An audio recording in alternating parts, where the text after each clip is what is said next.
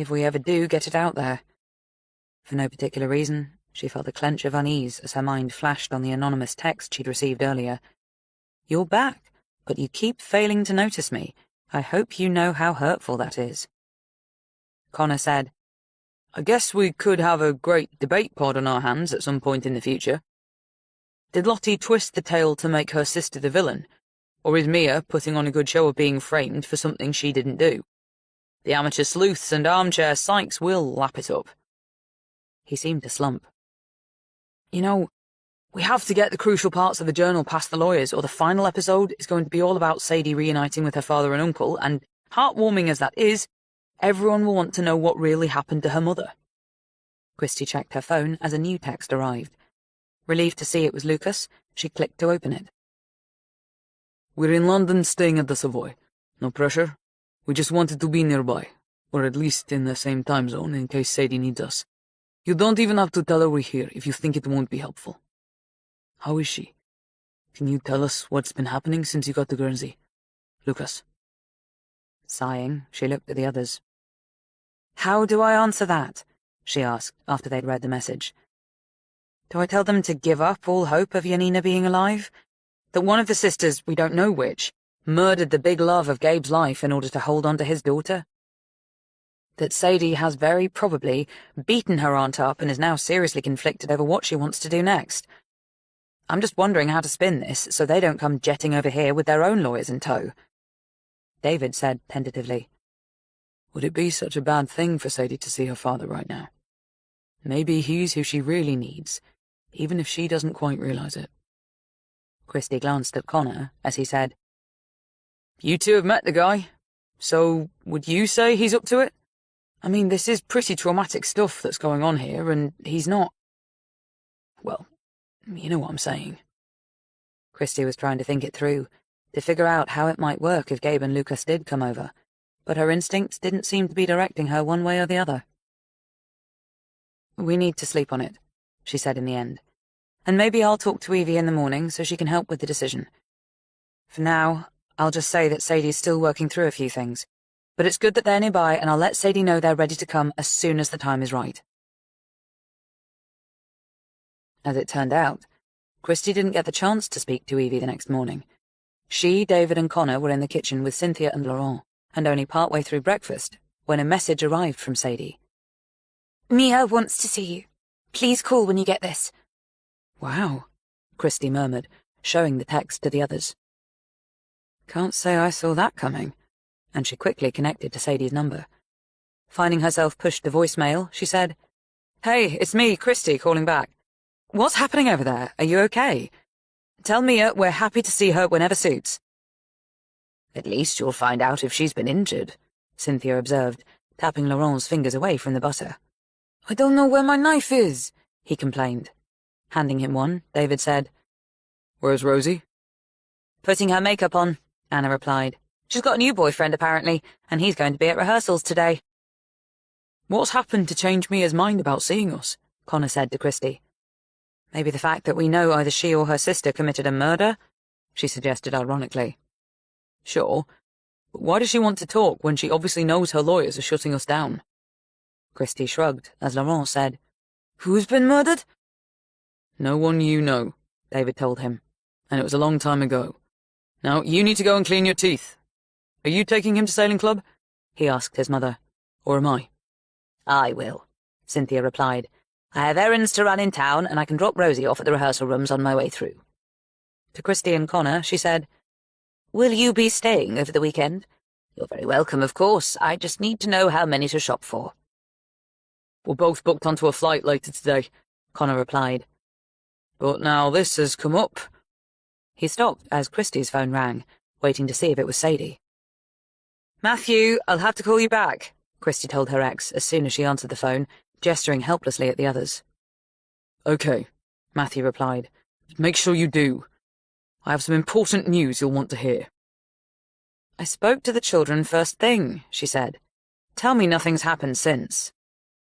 "Nothing's happened since," he echoed obediently, and satisfied with that, she rang off as Sadie's call came in. "Hi, Christie, sorry I was in the shower." "Do you know why Mia's suddenly willing to see us?" Christie asked. She says she wants to tell you her side of the story. Christie's eyes widened as she looked at Connor. Will her lawyers be there? She asked, sensing something off about this. But there again, wasn't everything off where Mia was concerned? She didn't mention them, Sadie replied. Do you know if she's listened to the latest podcast yet? The one that dropped last night featuring the interview with Lucas? Oh, yes, she has. And she says you're using actors to tell the story you want to hear, rather than bothering to find out the truth. Then, after a pause, they're not actors, are they? No, of course not, Christie assured her. You can't really believe we'd do that to you. In fact, your father and uncle are in London, ready to fly here the minute you give the word. It'll mean the world to them if you do. Stifling a sob, Sadie said, I want to see them, I really do. So, shall I tell them to get on a plane? Yes. No. I don't know. They can't come here, it's Crazyville. Maybe I should go to them. I'm just not sure about leaving Mia. Have you actually seen her since you read her the journals? I went down there earlier, but she wouldn't let me in. She shouted at me from behind the door, calling me treacherous, spiteful, a liar, a viper in her nest. So I think we can safely say that she's still mad at me for forcing her to listen to them. Looking at the others, Christie said, Are you going to tell us now what all the noise was about at the end of the recording? Sadie's voice was wretched as she said, It's hard to explain. Something just came over me. Well, you'll see for yourself when you get there. Christie looked at David as he said, I can have your father and uncle picked up at the airport and brought here to Perpignan, if you like. I'll come and get you, Anna offered, and then I can wait with you. Sobbing, Sadie said, Okay, if you don't mind. Oh my God, I can't believe I'm going to see them. That they really exist. That we share actual genes and DNA and blood and everything else. They're my family, Anna. I mean, my real family. Oh God, I can't describe how it feels. Glad to have the DNA results announced like this. Presuming Connor's attempt to record the call on his phone was working, Christie said, Before Anna comes, will you ask Mia what time she'd like us to be there? Or would you prefer me to call her myself? It's okay, I'll do it and text you the time. Actually, Jasper's saying he'll drive me over to Perpignan, Anna, so you don't need to come. There was a pause before she said, Christie, will you tell my dad that I've listened to the interview and I'm really looking forward to meeting him. And my uncle. Is Evie with them? Yes, she is, Christie replied gently. This is going to be a very special day for them, but most of all for you. So if you decide you'd rather see them privately without us there... No, I want you to be there, Sadie told her. I think it matters that you are. And then we'll always have a record of just how special it was to see one another for the first time since I was 2 years old. Connor and I have just arrived at the Villa des Roches.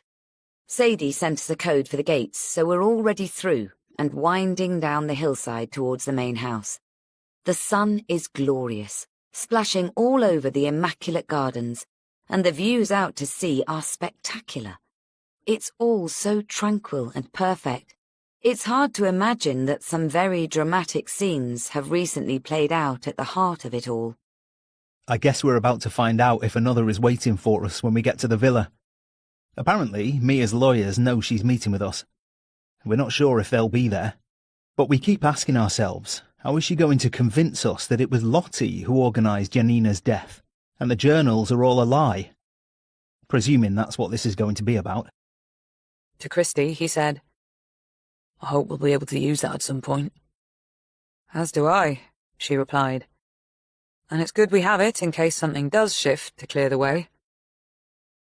We're here now, just pulling up outside the villa. No sign of any other vehicles. God, this is a stunning place.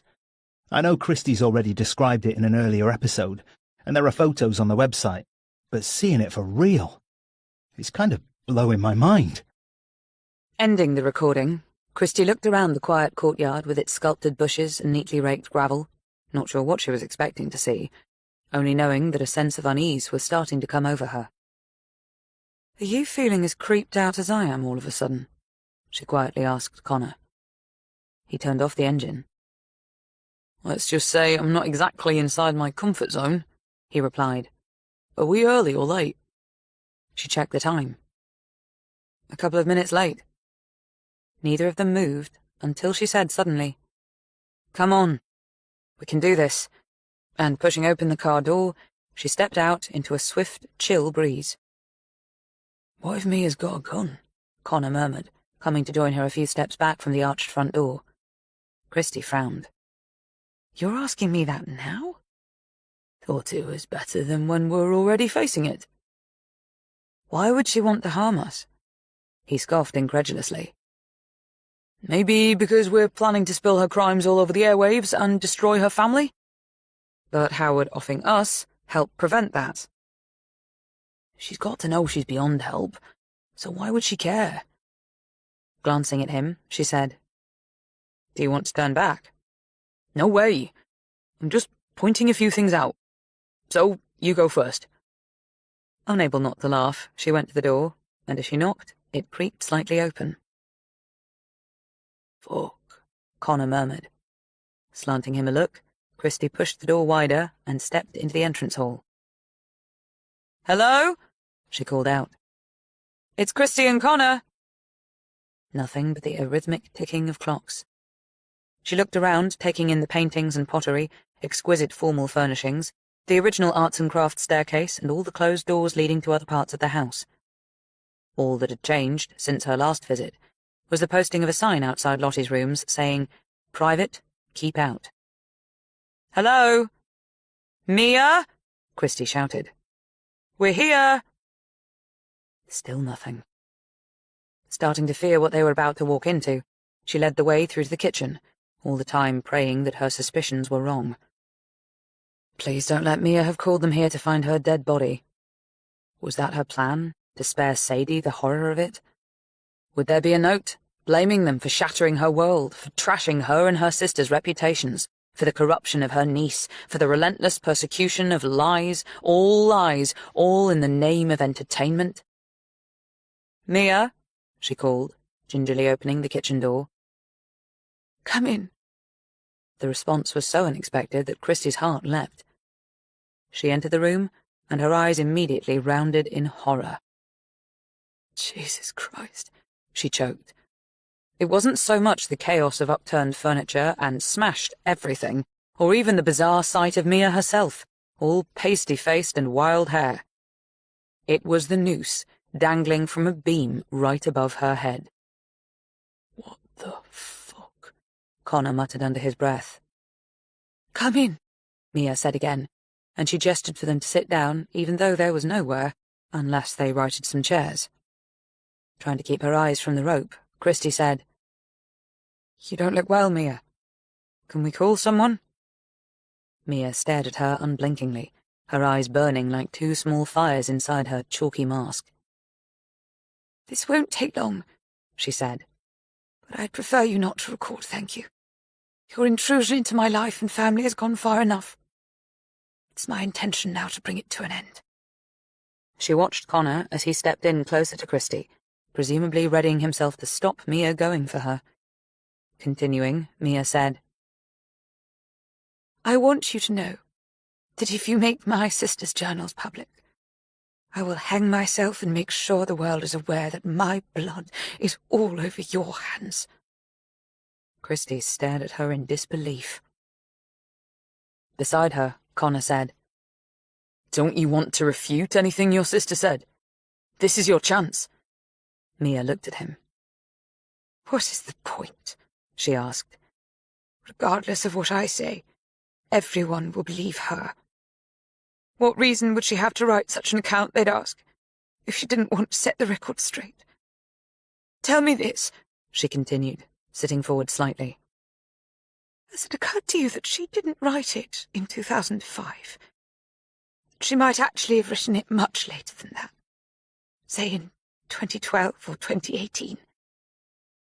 Knowing from Sadie that the dates had been entered by hand, Christie said, What we do know is that she stopped seeing Robert in 2005, after you threatened to tell him about Sadie and Yanina.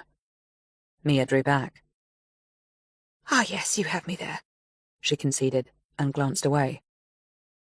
So maybe she did write them at the time, but that still doesn't make them true. In fact, just so you know, the real truth is that I had no idea Sadie's mother had ever made contact until 2 days ago. Everything in those journals is a lie." She broke off suddenly, and apparently reassessing, said, "I suppose the part about forcing the car off the road is true. There certainly was one at the bottom of the cliff around that time, and yes, the police did come to find out if we knew who it might belong to. I think Lottie might even have involved herself in the search for a body, but at no point did I even suspect it might have been Sadie's mother. And I certainly didn't know that the man who came to speak to her was Sadie's father." Although she sounded convincing, Christy knew it couldn't be the truth. Mia had to have known at some stage that Janina had been in touch. Why else would she have threatened to expose Lottie to Robert? "What would you have done if you had known Sadie's mother was trying to see her daughter?" Connor asked. Mia glanced down at her clutched hands and allowed a few moments to pass. "I'm not sure. I was never asked. And now it doesn't really matter anyway, does it?"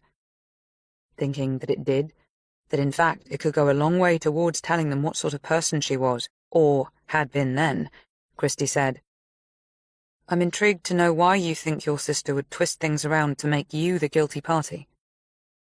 Mia's answering laugh was bitter. "Because that's the sort of person she was.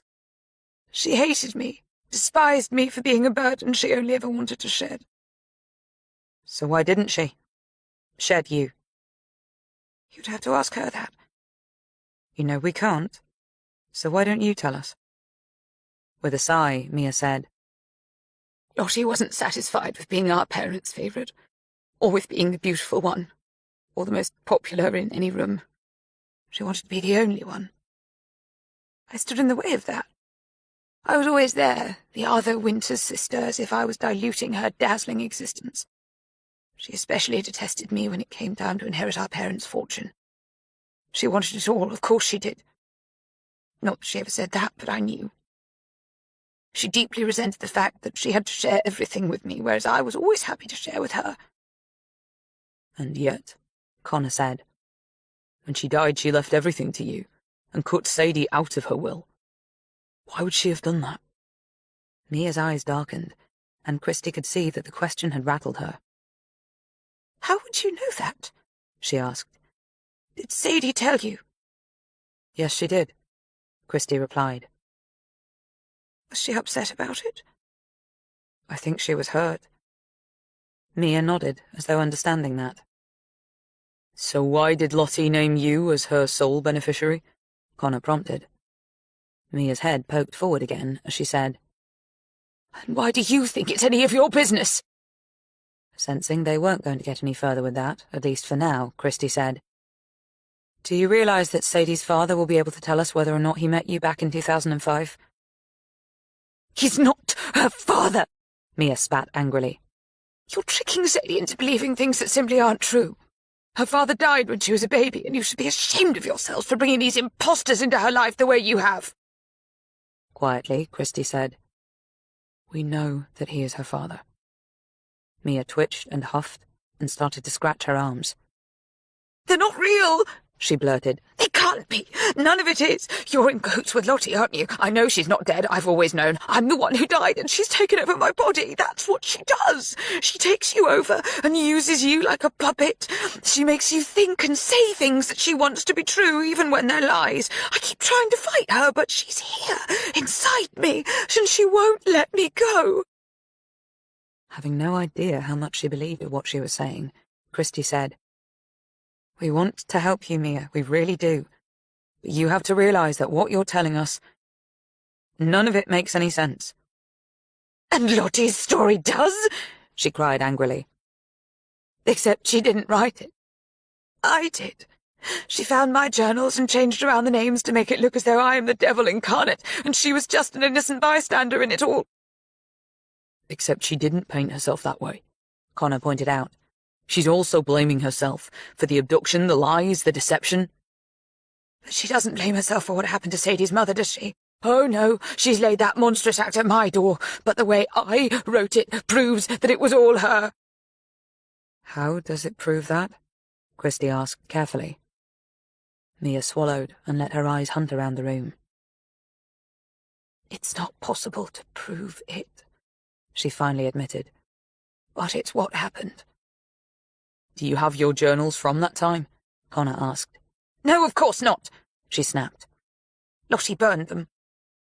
She used them first, then made a bonfire out of them.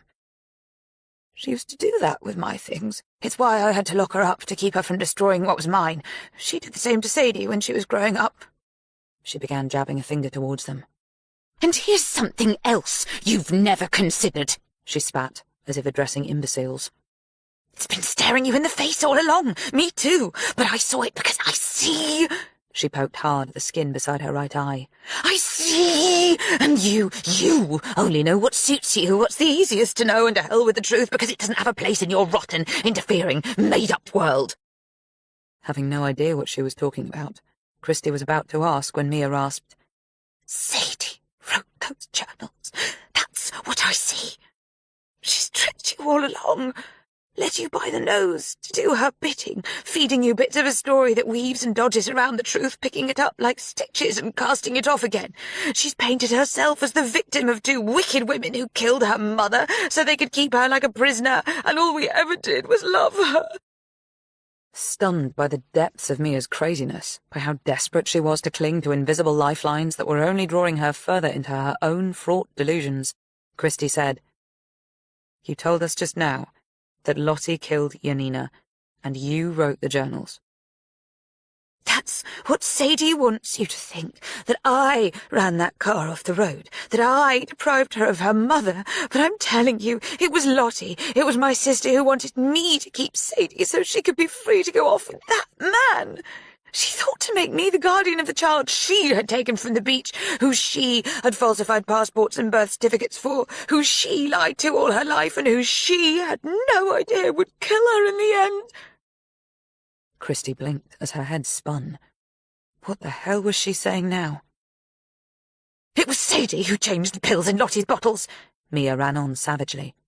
Who replaced them with placebos, sweets, and tiny white mints. It was the medication that kept Lottie alive, that allowed her to live the best life she could without him, until one day out of the blue, Sadie challenged her over her parentage. She wanted to know the truth, but Lottie wouldn't tell her. Sadie wouldn't let it go, so Lottie said if she didn't shut up, she'd change her will, and Sadie would get nothing for being such an ungrateful little bitch. The next thing we knew, Lottie was dead on the tennis court, and before anyone could check the bottles, they'd been refilled with the real medication. Why on earth would Sadie want to do that to her aunt? Christy asked. Mia gave a nasty laugh. I've just told you.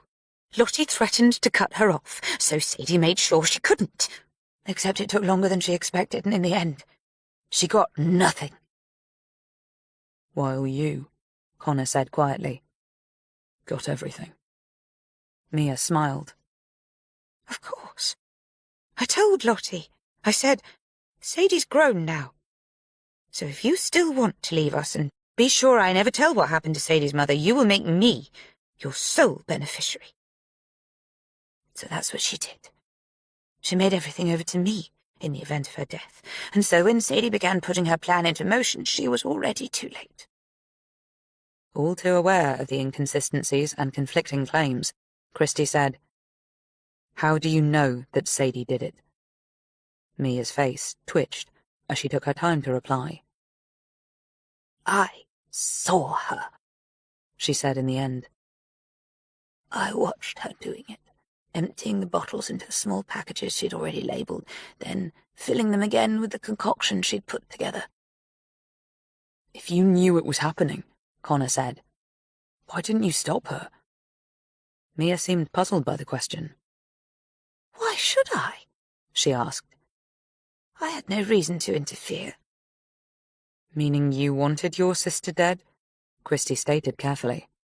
Agitated, Mia said, You're putting words in my mouth. I didn't say that. Christy shook her head. I can't think of why else you wouldn't stop her, she said. Mia blinked and tilted her head. Stop who? She demanded. What are you talking about? I don't know why you're here. I want you to leave now. Go, go! Realizing that no matter how long they stayed, they were unlikely to get any closer to a believable, never mind provable truth, and even if they could, there was still the injunction. Christy said, Before we leave, Will you let us take that down? She gestured to the noose. Mia looked up, as if she'd forgotten it was there. No, she snapped. It stays right where it is until I'm certain you will not publicize those journals. Your lawyers are making sure of it, Christie reminded her. Mia regarded her blankly, as if she had no idea what she was talking about. You instructed your lawyers, Christie said carefully, wondering now if she had. But she must have. The injunction had been issued by the court right here in Guernsey. Yes, I did, Mia cried. And I'm going to call them right now to tell them you're harassing me. Christie looked at Connor. Short of getting into a physical tussle with her over the rope, there was no more they could do. So it was time to go. At the door, she turned back to find Mia staring absently into the heart of the chaos around her, clearly so deep in thought that she no longer seemed to know they were still there. What was she seeing, Christie wondered? What kind of madness was tearing through her now? Tell me, she said gently. Was it you who forced Yanina's car off the road? Mia's eyes narrowed as she glared back at her. I guess you'll never know the answer to that, she said tightly, and turned sharply away to stare out of the window. Jesus, holy Christ, what the fuck? Connor muttered as they drove away from the villa. You keep saying that, Christie told him. He glanced over at her. She's completely batshit, he stated. But still clever enough to know that we don't have a definitive answer to anything, she said. So I guess it's down to the lawyers whether or not we get to use anything from the journals in the final podcast now they're under injunction. Connor grimaced. Are we going to tell Sadie what her aunt just accused her of? He asked, accelerating out of the gates. I don't see how we can avoid it. She turned to him. How much of it did you believe? His breath expelled in a humorless laugh. I don't even know where to start with that, he confessed. Sadie writing the journals? Sadie offing her aunt? He shook his head incredulously. What are you thinking? Christie gazed out at the passing landscape, wondering if they were anywhere near the spot where Yanina had lost her life. I'll admit, she's got me as confused as she no doubt intended, she replied. Which has to make her one of the most deviously manipulative, not to mention cunning and calculating individuals we've ever encountered. The ghastly image of the noose came back to her. Do you think she really would hang herself if we got clearance to use the journals? She asked. Or was it just an act? She'd never do it, Sadie declared when they returned to Papillon and put the question to her. It's the kind of crazy thing she does to get her way. Suicide threats, locking people up, acting insane. It sounds like she got really extreme today. I'm sorry. It's not your fault, Anna jumped in. You can't be responsible for the way she is. Smiling her thanks, Sadie said to Christie. Did she let you record anything? Christie shook her head and decided they could go no further until Sadie knew what she'd been accused of. As the girl's mouth fell open and tears flooded her eyes, Anna went to put an arm around her. I'm sorry, Sadie choked. I had no idea. Oh my God, I've shown you the journals. You have copies. So you can see it's not my writing. I can give you samples of Lottie's that match. But why would she try to make out I interfered with Lottie's medication? I'd never do anything like that. I loved Lottie. I love them both, but it's a form of coercion, isn't it? If we keep going, she'll accuse me of a murder I didn't commit, of forging Lottie's journals. She'd never be able to prove it because none of it's true. Oh my God, this is terrible. First she kills my mother, then her own sister. So you believe in Lottie's journals? Christie said gently. Sadie nodded. Yes, I do. I think everything happened the way Lottie wrote it. Maybe until the car was forced off the road. And that maybe that's something they did together. Christie nodded, suspecting the same. Seeing the way Sadie was trying so hard not to show how broken and betrayed she felt inside, Christie's heart went out to her. What I'm asking myself now, Connor said. is why would Lottie write it all down? Sadie swallowed hard. It must have been in case it did all come out. If it did, then she'd have a version that she could claim had more credibility because it was written at the time. But pushing all the blame onto her sister, Cynthia said.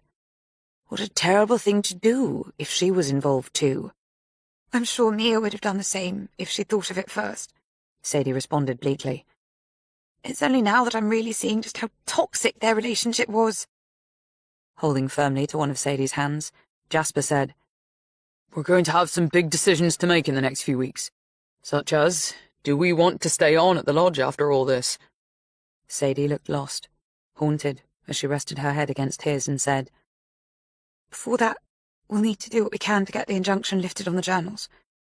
I can see, she said to Christy, that it would totally screw up your series if you can't use the most damning parts, and after everything you've done, all the research and moral support. She sighed despairingly. I don't want to do it to Mia, she said, but at the same time we can't let her hold us to ransom like this. I mean, I don't think for 1 minute that she's serious about using that noose or about trying to blame me for something she knows I didn't do. But once I leave, if she feels she doesn't have anything left to live for, maybe she will do her worst. We need to talk it through with the lawyers before we go any further, Christy said. We know we can't use Lottie's record of the crucial day as it stands, but maybe there are ways around it. Sadie looked confused. Sorry, thinking aloud, Christy told her. But whatever we do, we have to be certain it doesn't fast-track us straight into court. Definitely not where you want to end up, David declared, glancing up from his phone. Right now, though, Sadie has other things to think about. His eyes were on her, and his voice softened as he said, They're just coming in through the gates. As colour rushed to Sadie's cheeks, Christy felt a wrenching of nerves in her own heart. It was hard to imagine how momentous this was for Sadie, when she, Christy, like everyone else in the room, had always known exactly where she was from and who her family was. Today, the next few minutes, were probably going to change everything for Sadie in ways too big and too subtle even to guess at, and Christy could only wish she wasn't feeling so uneasy about it. Why was she so tense, so worried that something would go wrong, that it would all blow up in their faces when she had no logical reason to feel that way? Picking up on Sadie's nerves again, she said gently, Are you sure you don't want to do this alone? Sadie shook her head unsteadily. No, I want you to be there, she insisted. I think it helps that you've already met them, and like I said, I'd really love to have a record of it. In which case, Connor said, shall I video it for you? Sadie broke into a smile. Yes, please. That would be lovely. Then to Jasper. Oh my God, I can't believe this is happening. He took her in his arms as David said, Okay. Unless we want to bring them straight into the kitchen, you guys should probably start making your way to the drawing room. Can I come? Anna whispered to Sadie. Of course, Sadie replied, squeezing her hand. You all should, she told David and Cynthia. Let's give them the biggest and warmest welcome we can. The drawing room was large and grand, with high, corniced ceilings, capacious furniture, and an entire wall of towering sash windows overlooking an early blossoming copse just beyond Cynthia's rose garden. As they entered, Anna crossed to the ornate limestone fireplace and lit the touch paper beneath a stack of knotted twigs, while Sadie, mindful of her father's photophobia, went to close the shutters and turn on the lamps. A moment later, she was standing in the midst of them all, hands bunched to her face as she listened to the voices outside. David greeting the guests and bringing them through to where everyone was waiting. Christy watched the girl closely, never more beautiful, nor vulnerable, or hopeful. As their eyes met, Christy felt her tension fleetingly increase, before she relaxed and willed inner strength Sadie's way. It was going to be all right. It really was. David came through the door first, and held it wide for Evie to follow, and as Lucas and Gabe came in after them, Christy heard Sadie's breath catch on a sob. Sasha, Gabe said, removing his dark glasses. Sasha, my girl. Hello, Dad, Sadie whispered, her mouth trembling on the words. Thanks for coming all this way. He broke into a smile, and Christie realized this was the first time she'd seen him look happy. I'm glad we did, he said. I was very keen to see you. And as tears dropped onto his cheeks, Sadie ran to him, crying too. It's all right, she soothed, holding him tight. Everything's going to be all right. He nodded, and his voice was muffled as he said, I missed you so much. I was always thinking of you. Shh, she whispered brokenly. We found one another now, and that's what matters. Christie glanced at Connor as he captured the moments with his phone. Lucas came forward and cupped Sadie's face in his hands. I'm Lucas, he told her. Your uncle. I know you probably don't remember me. I remember your hat, she told him. You used to wear a hat. Laughing in surprise, he said, I did. You're right. I can't believe. Imagine you remembering that when you were so small. His voice faltered, but he pushed on, his accent a little more pronounced as he said, I can't tell you how happy we are to see you. We always hoped you'd come to find us one day. I wish you'd come for me, she said. If you knew where I was. We thought you were safe, that you were getting everything you needed, but we wrote many times. It seems clear now that our letters were intercepted. Oh, what mistakes we made. Can we ever forgive ourselves? No, please don't say that. You're here now, and we have so much to catch up on. Sadie turned back to her father, and Christie suspected that only Janina had ever looked at him with so much tenderness. We have many stories to share with you, Gabe said shakily. Memories of when you were born, and how precious you were. I want to hear them all, she said, gazing up into his eyes. But we should at least let you sit down first. He smiled again, and let her lead him to a sofa, where she sat between him and Lucas, holding their hands. To think, she said to Anna. I've only ever had women in my life, and now I only have men. Hey, just a minute, Evie cried from where she'd been left at the door. You have me too, and last time I looked. Sadie leapt up to embrace her. I'm sorry, she gushed. So stupid of me. You're Evie, obviously, and I couldn't be happier to meet you. The feeling's mutual, Evie assured her, patting her back. I've heard so much about you over the years, and now here you are, as beautiful as a summer's day and exactly as I always pictured your mother to be. She is, Gabe assured her. You're just like her, Sasha. And as more tears pooled in his eyes, Sadie went back to his side and wept with him. Chapter 29.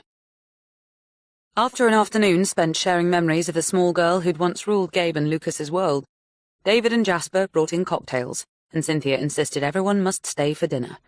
It turned into a lively affair, with Gabe seeming as bemused as he did joyful, while everyone else indulged in a little too much wine, and Sadie kept breaking into tears of relief and laughter.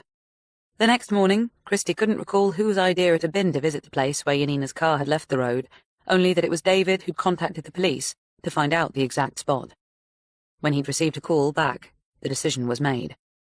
It would happen this morning and act as a final farewell to Janina. Someone had said, a memorial of sorts. Though the sentiment behind it was touching, by the time Christie and David got up, she wasn't feeling quite so sure about it. However, she didn't want to be the one to cast a shadow over the occasion by voicing doubts that she couldn't explain anyway, so she pushed past them and texted a yes to Connor when he messaged to ask if he should book their flights back to Bristol later that day. Without actually meaning to, she checked to see if there were any more anonymous texts, and thank God there weren't. The latest had arrived last night, and she'd already moved it to the folder. He'll promise you the earth and end up letting you down. I will never do that. She wondered if these missives were more responsible for unsettling her than what was happening here, then pushed them out of her mind too. So you're going home later? David said, as he came into the bedroom to find her packing. As she looked at him, standing in the misty rays of sunlight streaming through the windows, her heart swelled with feeling. I have to, she smiled. But I'm not looking forward to leaving you. Taking her hand, he pulled her to him and gazed searchingly into her eyes. Will you come back? He asked, almost as if seeming to doubt it. Of course, she whispered. When? She laughed and murmured softly as he kissed her. Maybe we should go away somewhere, just the two of us, he suggested. I mean when the series is finished. I'd love that. Where are you thinking? Somewhere warm and exotic, exclusive, and... How about one of the Amman resorts? Her eyes widened in surprise. Though she'd never visited one, she knew very well how luxurious and insanely expensive they were. Give it some thought, he said. And let me know when you're ready for me to book. Or we can go somewhere else. Whatever works for you. He'll promise you the earth and end up letting you down. I will never do that. What? He said, frowning. Christie shook her head, annoyed that the text had managed to push into her thoughts now. I hear the one in Morocco is exceptional, she said. Amman Jannah, he murmured. Have you been there? I haven't. Me neither. So maybe that's where we'll go. His eyes rose to his hand as he ran it over her hair, and lowered back to hers as he said, I've loved spending the last week with you. I admit, when I flew over last Saturday, I hadn't realized it would be quite so... hectic. Or that we'd end up in Florida for 48 hours, but I've enjoyed the madness of it, and the experience of watching you work. I even got a kick out of being a small part of it. Not so small, she corrected. I might even say we couldn't have done it without you. He laughed. I'll take that, even though it's not true. Dad? He groaned. Yes, we definitely need some time for us, he said, and after kissing her again, he picked up her bag to carry it down to the car. Have you heard from Sadie this morning? Christie asked, as Anna caught up with them on the stairs. Yes, she's already at the hotel with Gabe and the others. Apparently she went to see Mia first thing. Surprised and concerned, Christie said, What happened? Mia wouldn't let her in again, although she told her through the door that if she wants to be an ungrateful bitch, her words, and go off with strangers, it's her choice, she won't stop her. But if she does, she'll be out of the will. Is she actually in it? David asked wryly. Anna shrugged. I think she's supposed to inherit everything when Mia goes, but as we know, nothing Mia says is to be trusted, and she's used her will for years to control everyone around her. Anyway, I don't think Sadie cares. It's not about money for her. What was she hoping to gain from going down there? Connor asked, coming out of the kitchen with a coffee in his holdall. After what she was accused of yesterday, why would she want any more to do with her aunt? Following Connor into the hall, David's mother said, Whatever we might think of that, Mia's clearly in the throes of some sort of breakdown, and Sadie will know that better than anyone. I grant you, finding out her aunts were involved in what happened to her mother will have changed things considerably for her, and will continue to as the reality of it sinks in further. Nevertheless, the Sadie I know isn't capable of simply turning her back on her aunt, especially when she's found so much happiness for herself. You surely don't think she'll stay with Mia? Connor said doubtfully. Cynthia shook her head. I don't see how she can now. But she'll know already that if she decides to join her father in the States, it'll be really hard for Mia to cope with losing her. Dismally, Anna said, I want everything to work out for Sade's obs, but I'll really miss her if she leaves.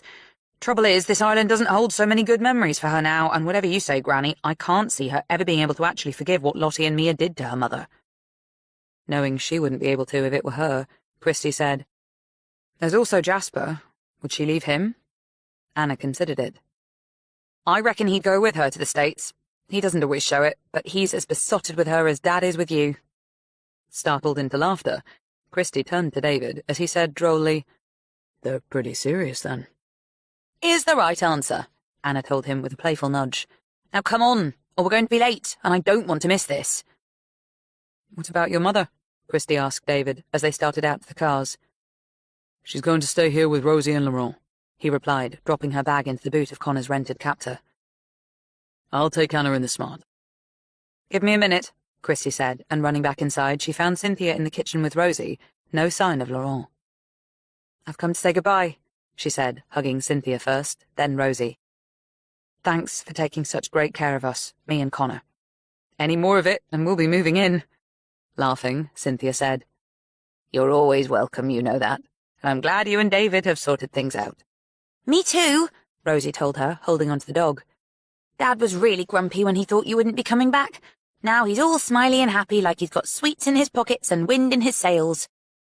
Adoring her, Christy pulled her in for another hug, saying, Good luck with the new boyfriend and the new play. And don't forget to stay in touch. I love getting your emails. Beaming, Rosie watched her go while Cynthia said quietly, Something's not sitting right with her, I can feel it. What did you say, Granny? Rosie asked. Cynthia smiled. Nothing for you to worry about, my angel. Now, let's get you ready for rehearsals. We've just left the Fermain Valley Hotel, where Sadie's father and uncle are staying. Evie too, of course, and we're heading for the southeast coast. There are 3 cars in our small convoy, with no one going very fast, staying within the island's speed limit of 35 miles an hour.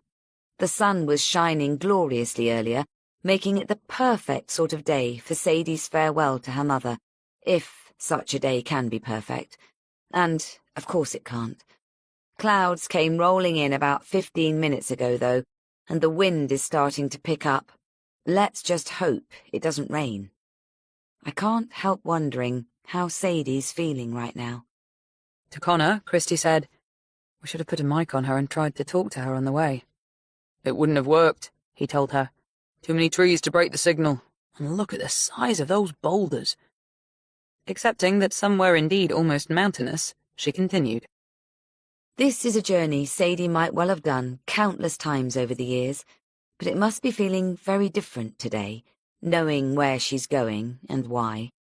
It won't be easy for her father either, or her uncle, but hopefully all 3 of them will be able to take comfort from the fact that they're together for this last goodbye. We're starting to catch our first glimpses of the sea through a heavily wooded hillside, sparkling and grey-blue, with the island of Sark on a close horizon. He broke off suddenly, narrowly missing a protruding rock as they rounded a bend.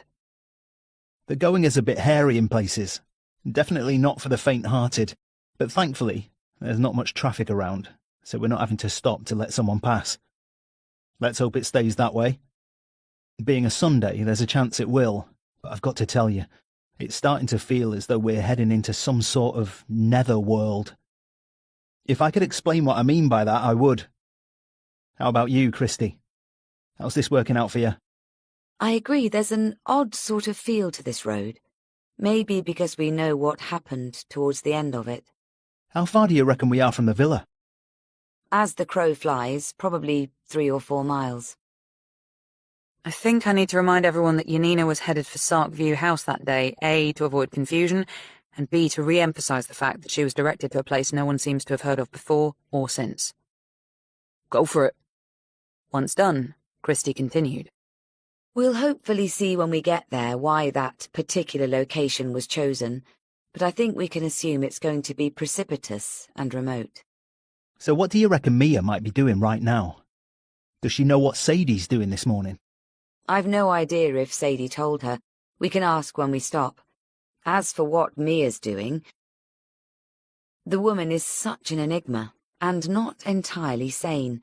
We'll never get away with that, but hey, what else am I supposed to say? I wonder why she wouldn't let Sadie into the villa this morning. Maybe because she smashed the place up the last time she was there? Point taken. I wonder if Mia realises that she could be facing a full-on police investigation into what happened to Yanina. If it happens, and I can't see how it can be avoided if we can get the injunction lifted, the scandal, the loss of her reputation, and even her freedom. Unless Sadie and Gabe decide they don't want revenge and keep the injunction in place. Making Mia pay won't bring Yanina back, will it? And it'll probably only prolong the trauma of it all for Sadie. So you think Mia and Lottie should be allowed to get away with it? Not that they should, but I think there's a good chance they will. If that happens, we're screwed for a proper end to the series. How the fuck have we managed to walk into that? Hang on. They're pulling over. Are we still recording? We are. We're coming to a stop on a scrubby patch of land. I'm guessing the road must have been rerouted sometime in the last 20 years. It runs along the back of this lookout area now, a good 50 metres from the cliff edge.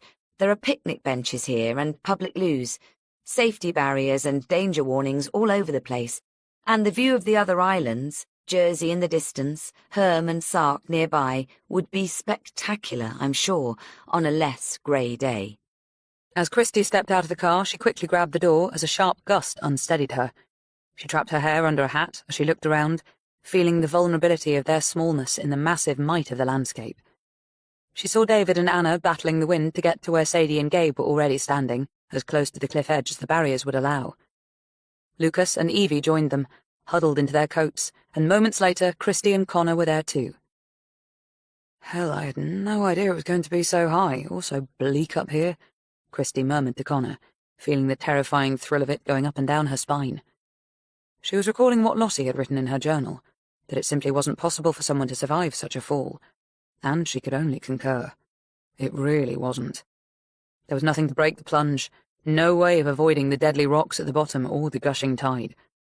She turned to look along the rugged coastline, searching for a spot where Mia, or maybe Lottie, possibly both, might have lain in wait, but none was evident. Too much would have changed since. Nevertheless, she could almost feel the horror of that morning when Yanina came into view. She must have seen a car heading straight at her, would have braked with all her might, desperate to steer away from the cliff edge. She'd have known she couldn't make it, would probably have screamed or prayed or maybe covered her face as the car flew into the air and dropped more than 100 feet onto the rocks below. It was sickening, heart-rending, even now.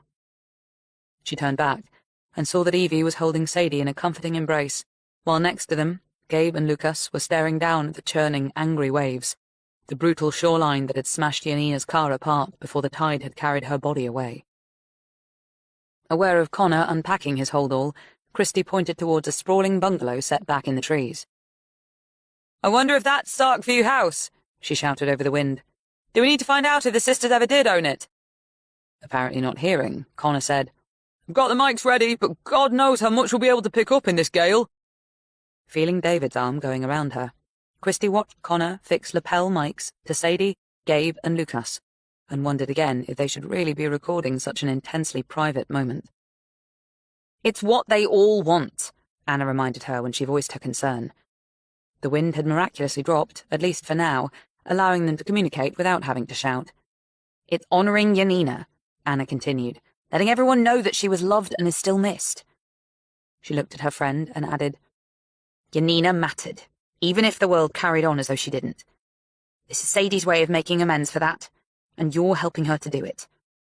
Admiring Anna's loyalty and support, Christie turned to David and smiled into his eyes. She couldn't be sure where her feelings of apprehension were coming from, only that they were back, as though her instincts were trying to warn her of something, and then, mercifully, they were gone again. Connor came to give her an earpiece, and as he clamped a headset over his own ears, Evie walked over to join them. This simple farewell was all about Sadie, Gabe and Lucas, the only ones who'd actually known Yanina, and loved her still. Christie watched their silhouettes in a sudden blaze of sunlight that broke through the clouds, Sadie between her father and uncle, their arms around her and hands on one another's shoulders. Sadie started to speak. Christie could hear in her earpiece and knew it was a prayer, but the connection kept dropping. "God bless. Be with us. Love you," Gabe said. "I tried to find you, my darling. I never. Up hope. Sasha and me, we found one another." Lucas said. "Love and take care of her." Sadie said. "Il se kiss, Rami Beje, Mamiti." Christie knew this meant rest quietly, Mummy, because Lucas had already told her. "Do you feel she's here?" Sadie asked. "I think. Watching us." Her head tilted back, and as she gazed up at the turbulent sky, Christie heard her say, "Beautiful scent. Can you smell it? What is it?" Gabe and Lucas shook their heads, but as the wind picked up again, Christie caught the gentle fragrance as it passed by like a ribbon on the breeze, there and then gone. Peonies, but sweeter and more pungent. The scent of a mother, that could maybe only be recognised by a daughter. Much later in the day, following a lunch at the hotel where they'd toasted Janina and the future for those who loved her, Christy and Connor were at the airport waiting to board their flight. Are you okay? He asked, bringing her a coffee. You've seemed kind of edgy these past couple of days. Don't worry. I'm sure no one else noticed. Everything fine with David? She smiled and took the mug. Everything's great there, she assured him. I just keep getting this feeling, like a dread. Is that the word I'm looking for? She shook her head exasperatedly. I don't know what it is, and it's not helped by the fact that some bloody stalker keeps sending me messages. Connor shot her a look. Okay, nothing new there, she said. We get them all the time, but these are... Actually, they're creeping me out a bit. Can I see them? Opening up the folder she'd moved them to, she was about to hand her phone over when it rang. Seeing it was Matthew, a pang of guilt hit her as she realised she'd forgotten to call him back. Hi, she said. I'm sorry. Have you seen it? He snapped. Seen what? The email I forwarded yesterday morning. Jesus Christ, Christy, what's wrong with you? I told you I needed to speak to you, but apparently we all stop existing when you're with him. I've been busy working, she interrupted. Where are you now? At the airport, on my way back. Good. Read the email, and I'll see you when you get here. As soon as he rang off, she called up her emails. Opening the one he'd forwarded, she took it in quickly and felt her heart starting to freeze. No, she muttered, trying not to panic. No, no, no. What? Connor demanded. What the f... She passed him the phone and watched his face slacken with shock as he read the few lines Matthew had sent. Shit, he swore under his breath. Holy fuck. His eyes went to Christie's. Is this for real? It must be. He wouldn't have sent it otherwise. Taking the phone back, she sent a quick return message telling Matthew she'd text as soon as she landed and that he should meet her at the flat. And bring Aiden, she added before pressing send. Dropping her head in her hands, she tried to work out if this was what the strange prescience had been all about. Nothing to do with the stalker or Sadie or anything other than some sort of mother's intuition working away on its own agenda, waiting to be recognised. 3 hours later, feeling as though she'd stepped through some sort of looking glass very darkly, Christy stood in her kitchen with hands on her hips, eyes blazing as she glared at Aiden. What the hell were you thinking? She shouted. How did you... Jesus Christ, I can't believe you'd be this fucking stupid. Chill, Mum, he urged. There's no need to swear. It's going to be okay. How the hell is it going to be that? She raged, almost wanting to hit him. How could he sit there looking so unfazed by the fact that his life was never going to be the same again? According to this message, you are the father of the child this girl is carrying, she cried furiously, having to spell it out to try to make herself believe it, as if she wanted to, when obviously she didn't. Yeah, but... You're 16, Aiden! 16! And who the hell is she, for God's sake? Her name's Pearl. Yes, I can see that at the end of the message, but why is she sending emails to your father telling him what's going on when you should have told us this yourself? Well, I kind of guessed you'd go off on one. And there's this... This what? Baby? Is that the word you're looking for? It wasn't, but hey. He glanced at his father, who was listening quietly, seeming to have nothing to say. For God's sake! Christy shouted. What's the matter with you two? First you, she shot at Matthew, and now you. Hey, Matthew interrupted. For the record, I'm married and I was not underage when... Is she? Christy raged at Aiden as a whole world of other horrors suddenly rose up from the chaos. Is she what? He asked. Underage! He screwed up his nose as he thought. I think she was 16 a couple of weeks ago, so technically not anymore. But she was when you... Oh, for God's sake, I don't even know what to call it. Shagged? He offered helpfully. Certain Matthew smirked, she rounded on him again.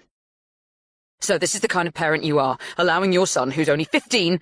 16 now, Aiden reminded her. But 15 when the child was conceived, if this girl is 6 months along... No, 16, he insisted. It happened last August. Finding herself dumbfounded, she turned back to Matthew. Have you been allowing him to sleep with girls in your house? She demanded. Knowing you encouraged it. Hang on, Matthew objected. I'm every bit as furious with him as you are, so I'm not the one you should be attacking here. He's your son! And yours. Maybe they got it together here, in this flat. Christy glared at Aiden. Did you? She demanded, desperately shutting out the image of it. He shrugged. Maybe, once or twice, but it was no big deal. No big deal? She echoed incredulously. How the hell was she supposed to get through to him when nothing ever seemed to faze him? Not even the fact he could be guilty of statutory rape and facing at least 18 years of child maintenance, not to mention a lifetime of fatherhood when he wasn't even an adult yet. Did it not occur to you to use a condom? She demanded. Talk about horses and stable doors. He grimaced. I kind of thought it did. How can you not know? He was beyond belief. Well, it happened a few times, he said. And maybe for one of them I just kind of forgot or ran out.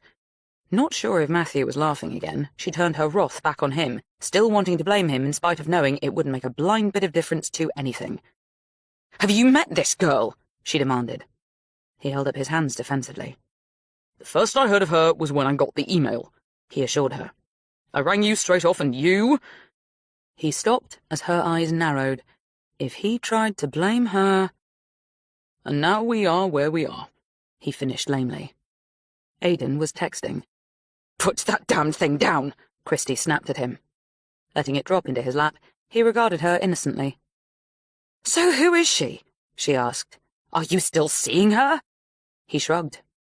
You already know her name's Pearl. She joined our year when we started sixth form, and yeah, I still see her around at school, obs, and hanging out here and there. So she's not actually your girlfriend? Was that better or worse? Christy had no idea. We saw each other a few times, but it was never, official. Well, you obviously had sex with her, so what exactly does make it official? It's just a decision you come to after a few dates, or maybe longer than that. And then you tell everyone else when you feel ready. Her eyes widened again. And does imminent fatherhood make you feel ready? She asked scathingly. Shrugging again, Aiden said, It's not an issue. We both agreed we didn't want it to be serious. But now she's pregnant, and apparently thinks it's serious enough to send an email to Dad. Did she tell you she was going to do that? Never mentioned a word. I didn't even know myself about the baby thing until a couple of weeks ago. The baby thing? What kind of son had she raised? And you didn't mention it when you found out because... I guess because I wasn't the only one she was getting it on with last August. There was Tim Watts and Dylan Fulbright. Seizing the lifeline, Christy said, So there's a chance one of them could be the father. Who knows? I haven't asked. Maybe there's not even really a baby. Girls make this stuff up all the time. Well, this one has had a scan because she attached it to the email, so I think we can assume there is a child. To Matthew, she said, You need to talk to her parents. Me? He protested. How about we talk to her parents? You'd better check first that she's told them, Aiden advised. If they don't already know, it'll be a hell of a way to find out, you and Dad turning up on their doorstep all reach for your guns. Christy almost laughed, out of hysteria more than humour. What matters here is that we establish whether or not the child's yours, she declared, knowing she had to calm down, but seeming unable to. Is she the kind of person who'd say it was, even if she wasn't sure? I don't really know her that well. She stared at him.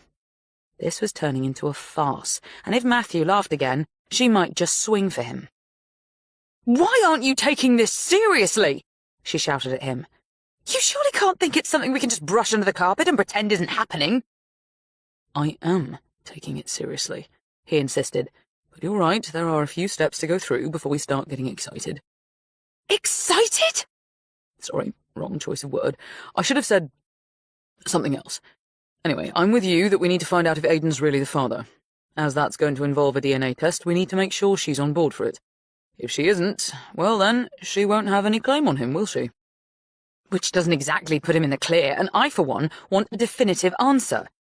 So this is what we're going to do. You, Aiden, will contact her tonight to ask for the test, and you, Matthew, will reply to her email telling her that's what we're doing. unless of course she's ready to admit there is no baby, and the scan is just something she downloaded for, I don't know, a bit of fun? Would she do that? Really grasping at straws now. Aidan regarded her thoughtfully. I guess she might, he said. I mean, I'm not saying she did, but... Stop, just stop, Christy cried, holding up a hand, and she turned to the fridge to snatch out a bottle of wine. I'll have one of those, Matthew told her as she filled a glass. And you, Aidan? Yeah, sure, he said readily. I'm not offering you a drink, Matthew said. I'm telling you to get going on the contact Mum's just suggested. With any luck, once this girl knows we're getting into the science, she'll come clean and admit it's some sort of prank. Prank? Oh, please God, let it be that. As Aidan slouched off to his room, already texting someone, Christy took her glass to the sofa and slumped down wearily. She could hardly believe that this, and the farewell to Yanina, were happening in the same day. But they were, and as disorientating as it felt, maybe it was also grounding in its way. She'd become far too caught up in Sadie's story, was perhaps too focused on David as well, when what she ought to have been doing was putting a lot more effort into making sure her son didn't go off the rails. He had so much potential for it, that the only surprise was that something like this, or worse, hadn't happened before. Could it actually get any worse? Knowing it could, she took a gulp of her wine. Do you think he is the father? She asked, as Matthew came to sit with her. If there really is a child, then apparently it's possible, he replied, watching her move along the sofa to put more space between them. He moved too, closing the gap, and tapped his glass to hers. Grandparents, he smiled, looking exactly like his son, and sounding just as absurd. Never imagined that this soon. Going to sit on the other sofa, she said, Why am I the only one who's upset about this? I'd have thought you, of all people, would realise what a disaster it's going to be if he really is the father. You mean because I've recently had a baby I didn't plan for? He countered. A bit different in my case, but yeah, I guess you're right. It will be disastrous and expensive and consuming. It'll be a lot of things we can't even foresee right now, but at least he's not talking about getting married. Was he for real? Had he actually just said that? She eyed him carefully, and finally, as the penny slowly dropped, she realised why he wasn't anywhere near as worked up over this as she was, and she almost wanted to weep. You're seeing this as a way of keeping us together, aren't you? She challenged. You think, if there is a baby, we'll both be responsible for it because Aidan isn't capable, and we'll share custody visits and baby bath time and nappy changes, and he can meet Bear, his uncle, who's practically the same age as him. It might be a girl, Matthew put in quickly. And I'm not sure Bear will be the uncle. Will he? I don't know, and I don't care. I just want this to stop, now, and you to accept that there is no going back for us. Looking crestfallen, he sipped his drink and turned to stare out at the garden. She watched him, wondering what he was really thinking, and trying not to care about how lost he suddenly seemed. In the end, she broke the silence, just as he knew she would. What's happening with Marley? She asked, hoping a slight change of subject might help calm things down a little.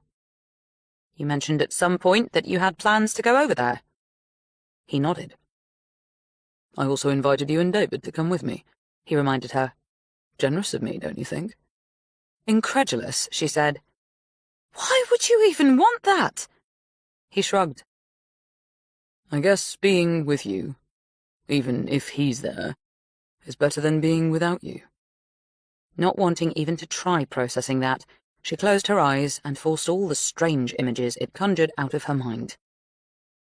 She's going to Santa Fe, he said after a while. Apparently she's been cast in a movie that's shooting there, and she wants me to have Bear while she's away. Christie's eyes narrowed as she saw where this might be going. How long's she planning to be gone? She asked cautiously. A few months, I think. So she wants you to bring him here? I guess so. We haven't discussed it yet, but it can't happen any other way. Sounding snappier than she'd intended, she said, I thought she had a fantastic nanny. She does, but it's not the same as a parent, she says, and she thinks it'll be a great opportunity for some bonding between Papa Bear and Boo Boo. Christy stared at him, caught now on the names, and aware she shouldn't laugh, but it was already happening. Papa and Boo Boo? Really? It's okay, go right ahead, he told her. We have to try to see the funny side of all this. or we might just go mad.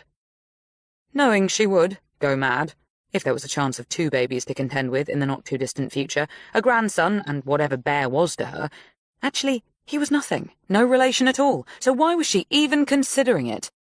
Probably because, knowing Matthew as she did, once the child was here at his home in England, he'd find a way to trap her into parenting with him, whether she wanted to or not.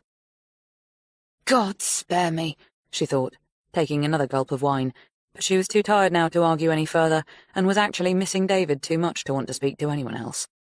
If only Matthew would go home and take Aidan with him. David rang a few minutes later. "I'm going to take this in the bedroom," she told Matthew. Is it him? "Mind your own business, and if you want to be a really good dad, you might go in there and try talking some sense into your son." He's doing everything right, isn't he? "Only you would think that."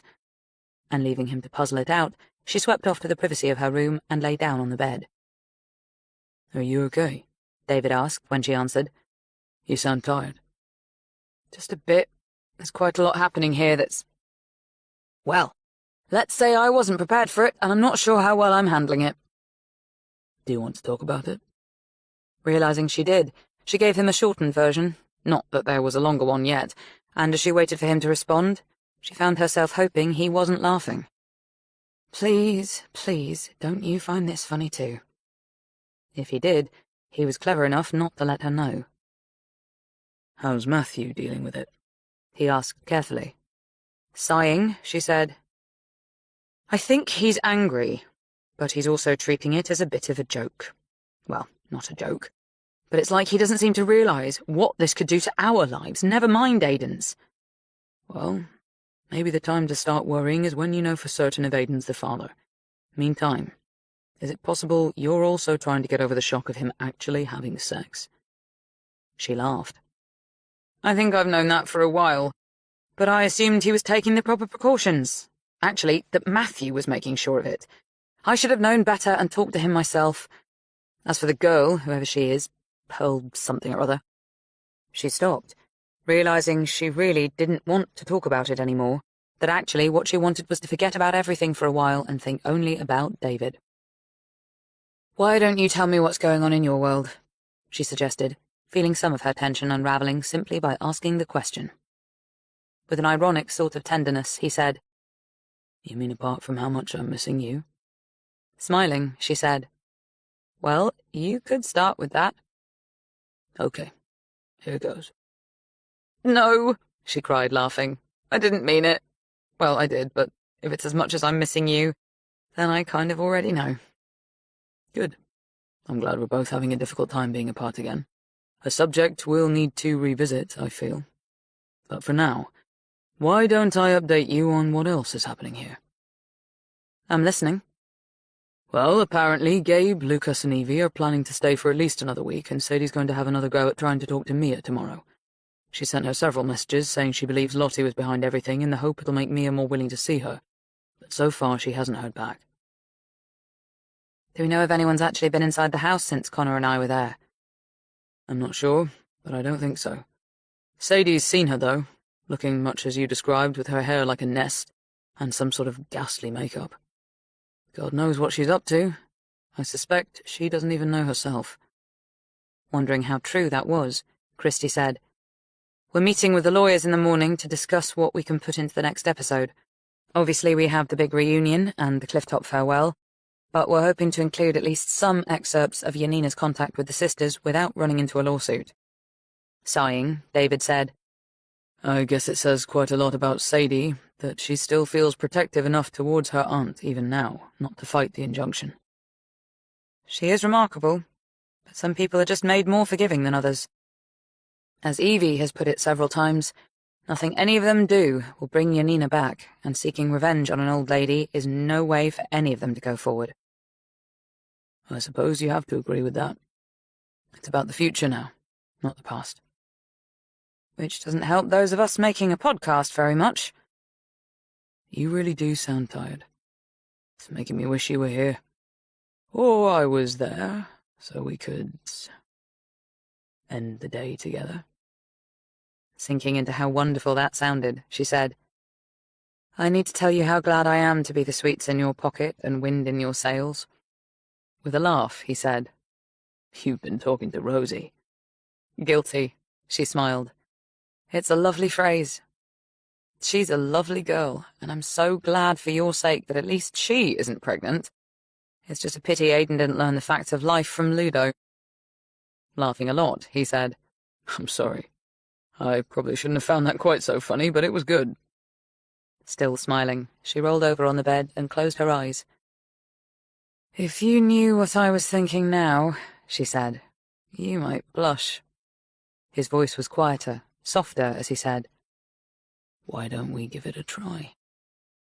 Aware of the words gathering and warming her in all the right places, she said, If we do, I'll make myself blush.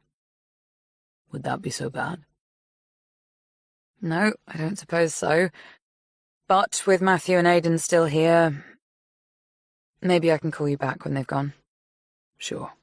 Meantime, I might send you a link to Amanjana to see if it really is somewhere you'd like to go. I know it will be, but I'd love to see it so I can start to imagine us there. She frowned as someone knocked on the door. Mum, we're sending out for pizza. Should we get one for you? Sorry, she said to David. I have to go, but please send that link. And if I don't manage to call back tonight, let's speak tomorrow. Ringing off, she went to open the door, and for no reason she could name, seeing Aiden standing there looking sheepish and tousled and all grown up, but not, made her want to hold him closer than she had for a very long time. Cool, he murmured as her arms went round him. Clearly got to offer you a pizza more often. Smiling, she said, Why don't you guys pick one up on your way home? It's been a long day and I've still got things to do before I go to bed. Actually, I was thinking of staying here if that's okay. Really? But you have school in the morning. Yeah, but I can Uber it if Dad lets me use his account. He met her eyes tentatively, a little playfully.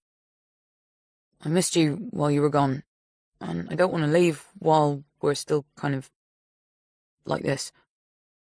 Loving him for that, she said. Staying here for the night isn't going to sort things out, you must know that. But of course, if you want to, this is your home as well as mine. Good to know. And my pizza's yours, if you only want your usual slice. It wasn't until much later, after they'd eaten and somehow avoided the subject of his disgrace, and teased Matthew about being Papa Bear to Boo Boo, that Christy was finally back in her room and ready to slip into bed. She lay quietly for a few minutes, already starting to drift into sleep, while wanting to call David back. Maybe she was too tired, but she could at least text, or leave a suggestive voice message with instructions for him to delete as soon as he'd heard it. Reaching for her phone, she turned onto her side and found an email alert from him, presumably containing the link to a holiday in Marrakesh. Wanting to see it, to fall asleep dreaming about it, she started to click through, but suddenly came jarringly awake as she noticed another text had arrived from the anonymous sender. In spite of knowing she shouldn't open it, especially not at this time of night, she went ahead and felt a burn of unease as she read the few short words. Ah, Christy, back in Bristol, safe and sound. How did he know that? Was he physically stalking her, watching her every move? Could he even be outside right now? Knowing it was much more likely that he was tracking her mobile, she quickly turned off the Find My iPhone app, except if he was using some other sort of spyware, that wasn't going to do it. Deciding to let Jax take a look in the morning, she was about to move the latest message to the folder when she realized there was an image attached. She opened it, and revulsion surged through her. Not quite a dick pic, but the closest thing to it. A man's hand on his crotch, suggesting he was about to lower the zip of his jeans. Chapter 30. It was after 8 on Tuesday evening by the time they uploaded to the various platforms. For the past 2 days, the entire team, along with 2 lawyers and 4 backup technicians, had been editing, re-editing, recording and re-recording in a way that wouldn't or shouldn't end them up on the wrong side of the law. "And you're certain it won't?" Mina asked, as Iz handed out much-needed drinks, while Clover wandered around with sandwiches from a nearby deli. "As certain as we can be," Christy replied. All we've said is that Yanina's car went off the road while she was in Guernsey. No mention of her being on her way to meet Lottie or Mia. Nothing about where the accident actually happened, or of the police questioning the sisters after the event. But you did include a reminder that Lottie met with Yanina and Gabe in a cafe, just prior to the so-called accident. Do you know who took those photos now? According to Lottie's journal, it was Mia, in an effort to thwart a blackmail attempt. Mina wrinkled her nose. Okay, not seeing it, but from what you tell me about Mia, she's different. So, as things stand, we're left with Lottie writing about being unable to live with herself if she denies Yanina access to her daughter. That's one hell of an early cut-off, considering what comes next. It can't be helped, Christie responded. Everything else is covered by the injunction. So, are they just going to get away with it? Iz asked incredulously. For now, yes, Christie replied, sounding as frustrated as she felt. Although anyone with half a brain can work out that there's more, and that it very probably involves the sisters. Or Albescu, Jodie pointed out. You're kind of suggesting he might have caught up with Yanina. It can be seen that way, Christie agreed, always grateful to Connor's wife for the way she pointed things out for clarity. It was what Sadie wanted. Obviously we weren't going to lay it at his door when we know it wasn't him, but we decided we could include what Lottie had written about him. I take it Mia's lawyers have had previous scrutiny of the pod, Harry said, side-eyeing Jodie's nappy-changing process on the sofa next to him. We sent it over at 5, Connor told him, and let them know at the same time that if we didn't hear back by 7:30, we'd be running it as is. So I'm guessing they either had no problem with it, or they didn't receive any instructions from their client. Or they've opened up a very big hole to bury you in, Harry grunted. It'll be great for the ratings if we are sued, Iz pointed out eagerly. Advertisers will be falling over themselves to get a spot in something sensational. Deciding to let her reflect on that in her own time, Christie said to Mina, David took Sadie, Gabe and Lucas to see Guernsey's chief police officer earlier today. They thought it would be a good idea to give him a heads up on what could be coming down the tracks. Apparently, they left with the feeling that a prosecution based on the journals is unlikely. But if it's written there in black and white, Jodie protested. Lottie couldn't have made it clearer. There's no way of corroborating her story, Connor explained. Even if what she said is true, it can't be proved, especially not with Mia claiming it's all lies. And according to our lawyers, Christie continued, if they go after Mia, the case will be thrown out long before it gets to court, either due to her mental state or because there are no witnesses to what happened, so it can't be proved it was her, and of course, there's no body. Didn't Mia try at one point to say that it was Sadie who wrote the journals? Mina asked curiously. It was Lottie, Christie told her. The handwriting, the syntax, the whole style matches her other works, and as you've already pointed out yourself, Mia doesn't really know what she's saying half the time. How's Sadie feeling about everything? Jodie said, handing a lovely fresh baby Aurora to Harry while she packed up the changing mat. It must be really hard for her trying to deal with it all. When we spoke to her earlier, Christie replied, she said that what really matters to her now is the fact that she's found her real family and her mother is no longer forgotten, or not mentioned, or even denied, as has been the case for most of her life. Please don't shoot me for saying this, Mina put in, but lovely as that is, it's not shaping up to be a particularly sensational end to the series. Hating hearing it, Christie said, we've established that Yanina and Gabe are Sadie's parents, that the sisters faked her identity and lied to her all these years, and that they knew Yanina was on the island at the time she lost her life. We've even made it clear that Mia is not willing to be interviewed, which strongly suggests she knows more than she's telling. It's true you've achieved a lot, Mina agreed, but I feel we're missing the big finale that gets everyone gasping and talking and, let's face it, gagging for another series of hindsight. Jumping in, Iz said, I've already got a whole slew of possible sponsors lined up. That's how well things have gone so far with this series. If you can properly wow us with the last episode, no pressure, we can probably double, even triple your buy-in rates next time round. Christie looked at Connor, knowing he felt as irritated and frustrated by that as she did. We can't just ignore the law because it's not working for us, he pointed out tightly. It's not a drama, it's true life. And sometimes life is just shit.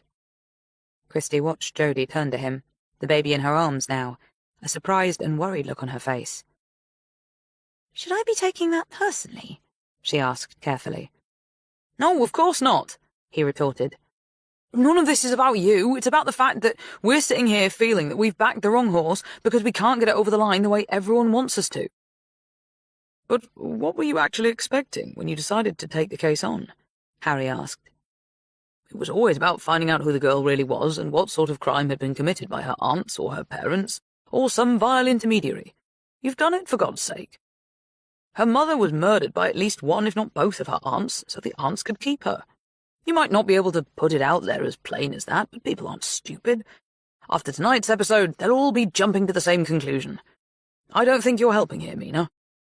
Shrugging, Mina said, Just voicing my opinion, that's all. After a brief and awkward silence, Iz said brightly, How about we regroup tomorrow or the next day, when we've had some listener feedback, and then we can decide how best to approach the last pod? Let's do that, Christy said, appreciating the suggestion. And by then, we might have clearer heads. We've been pretty full on these past 10 days, especially yesterday and today. Iz beamed. Have I ever told you my teapot theory? She asked cheerily. I always say, if you're feeling blocked, it's probably because you're trying to go too fast, so everything's getting all clogged up. So, what you have to do is pull the teapot back, give the leaves a swirl, and next thing you know, it's all pouring out perfectly, and no more block. Christy looked at Connor, willing him not to say something cruel, but he clearly didn't quite get the message. I've already pointed out that this isn't a drama, he snapped angrily. No one's blocked, Iz. The law is the law, and no matter how many times you swirl the pot, we're not going to get around it. As Iz coloured, Christy said, But it's still a good idea to meet after we've had time to think things through, and after we've interviewed Sadie for the wrap-up. We don't know what she's going to say yet. Okay, no one's expecting her to give us the conflagration Mina's hoping for, but who knows? Maybe she'll have talked Mia into letting the journals be aired in their entirety. Would that be an explosive enough climax for you, Mina? To leave everyone speculating on which sister was guilty, rather than whether they were actually involved in Yanina's death or not. I think they're going to do that anyway, Clove pointed out. She's right, Connor said. And whatever we can or can't run, it's still a truly dark tale of abduction, insane wealth, entitlement, human trafficking, murder. It's got everything. So let's stop doing ourselves down here. One way or another, we'll make the last episode a winner, and I'll lay money now that by this time on Wednesday or maybe Thursday, we'll have worked out how. Early the next morning, Christy was alone in the office, stressing over Aiden's situation again. Or she had been, until another text arrived from the stalker, this one so ghastly it was actually making her feel sick. Oh, Christy, you're a dirty, dirty girl. If anyone knew what you got up to when alone in your bed. Shall I send the photos? Photos? Was there a camera in her bedroom, for God's sake? Had someone actually managed to break in to set up some sort of surveillance? Stop. She hadn't actually done anything to warrant this message. Sure, she'd thought about it, and had even mentioned it to David, but it hadn't happened, so this person was either playing mind games, or did it mean he had a tap on her phone? The next step, obviously, was to let Jax and his shadowy team of geeks see if they could trace the source, and she would, were it not for the fact that she simply couldn't bear for anyone to see this latest message. At the very least, they'd wonder if there was some truth to it, or worse, much worse, they'd picture her in a state of writhing and moaning masturbation with God only knew what sort of stimulating devices. Who knew how vivid and graphic their imaginations might be? They might, also, want to call the stalker's bluff and ask for photos. Obviously, he didn't have any because it hadn't happened. However, he could easily Photoshop her face onto some hideously pornographic images, and even if, in the end, it could be proved it wasn't her, people, Jax included, would still feel they'd seen her like that. So she couldn't ask Jax to get involved. What she had to do was change her phone and the number. Except everyone would want to know why she'd taken such a bizarre decision at this stage of a series. It would make no sense to them, any more than it would to Aiden if she asked him to check the flat for some sort of bugging device. Or devices, plural. She looked around the office, wondering if she was being watched even now. It was impossible to tell when she had no idea how covert surveillance was set up, much less carried out. But maybe she was in danger of blowing this out of proportion. Whoever was behind it hadn't threatened her physically, nor was he suggesting he might. In fact, in the grand scheme of things, these messages weren't actually that bad. No rape or murder threats, no mention of her children, nor even a suggestion of going public with fake masturbation photos. Nevertheless, she still didn't want anyone seeing the latest text, so the best thing to do was drop it into the folder with the others and feel thankful that she had plenty else going on right now to distract her. It was on Thursday afternoon, while everyone was at their desks working on ways to create a big finale, that Mia rang. Immediately scrabbling to take the call, Christy alerted the others and waited for Mia's image to fill her computer screen. "Mia?" she said when nothing happened. "Are you okay?"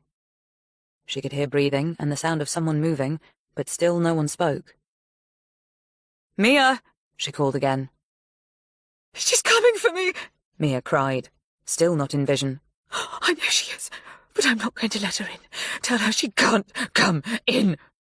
With a quick glance at Connor, Christy said, "Are you talking about Sadie, Mia?"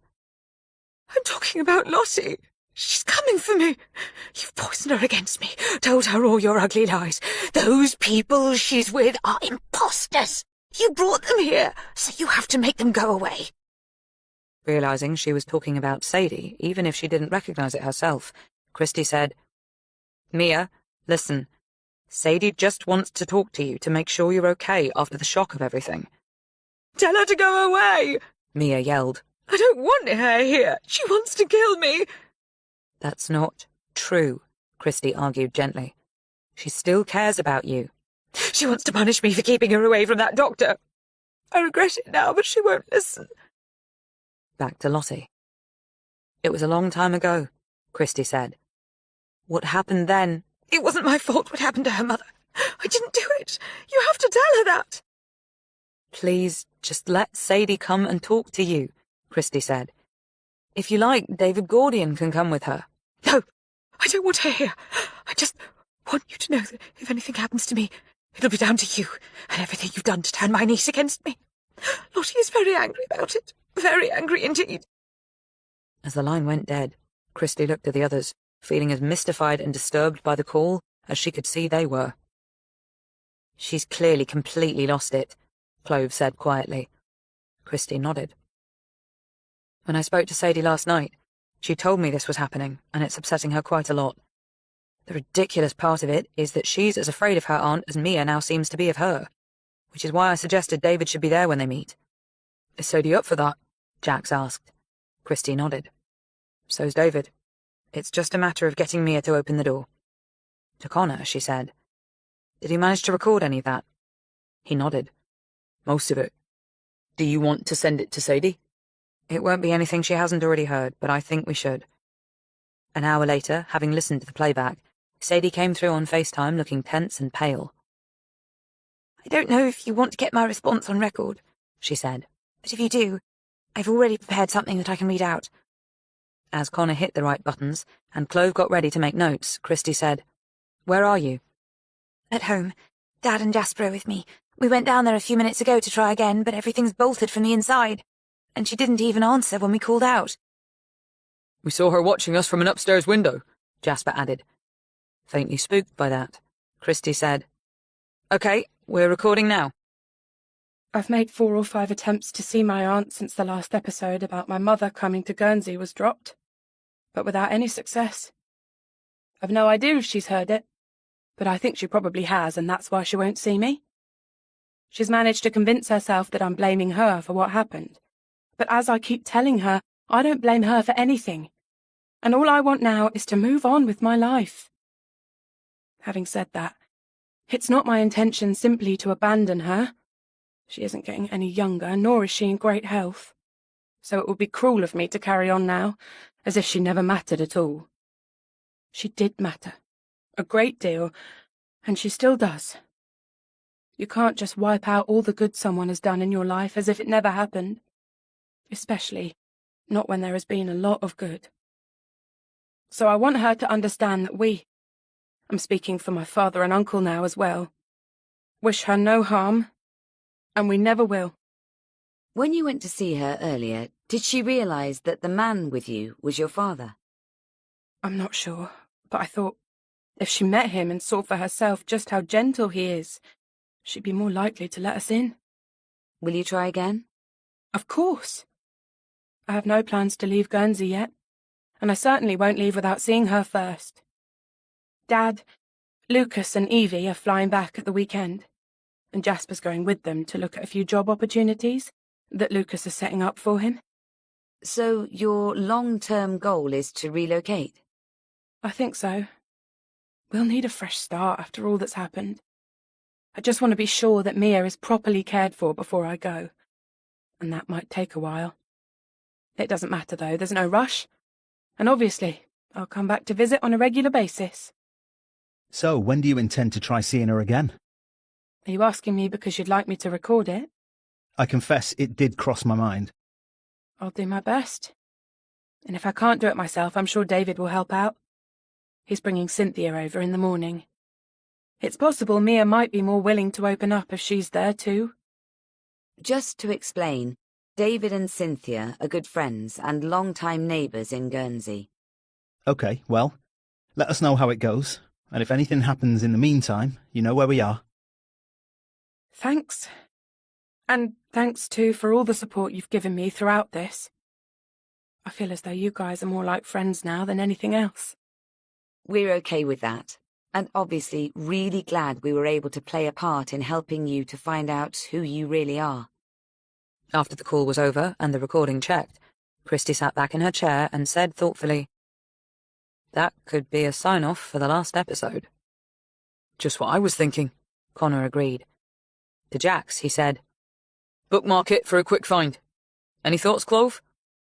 Looking up from her notes, she said, "Not about Sadie's input, but I'm worried that airing anything Mia said just now is going to be considered exploitation of someone with profound mental health issues. Something like that could backfire on us horribly." "We'll take advice before using anything," Christy assured her. "If it turns out we can't run her actual words, we'll do as we did after Connor and I paid a visit and found her sitting under a noose. We'll describe it the best we can, and try not to sound in any way judgmental or unsympathetic to someone who's completely fucking nuts," Clove suggested. With a wry smile, Christy said, "Yes, but obviously not in those words." She glanced at her phone, tensing as a text arrived, but it was only Aidan letting her know that he'd be staying with her again tonight. Happy for that, she sent a quick message to Matthew asking if he'd managed to make contact with Pearl or her parents yet. "You mean the other grandparents?" he replied. Deciding not to grace that with a response, she reminded Connor that they had some final promos to record for Iz, and followed him through to the studio.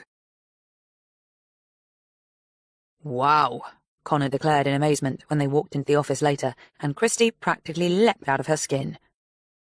"Nervy or what?"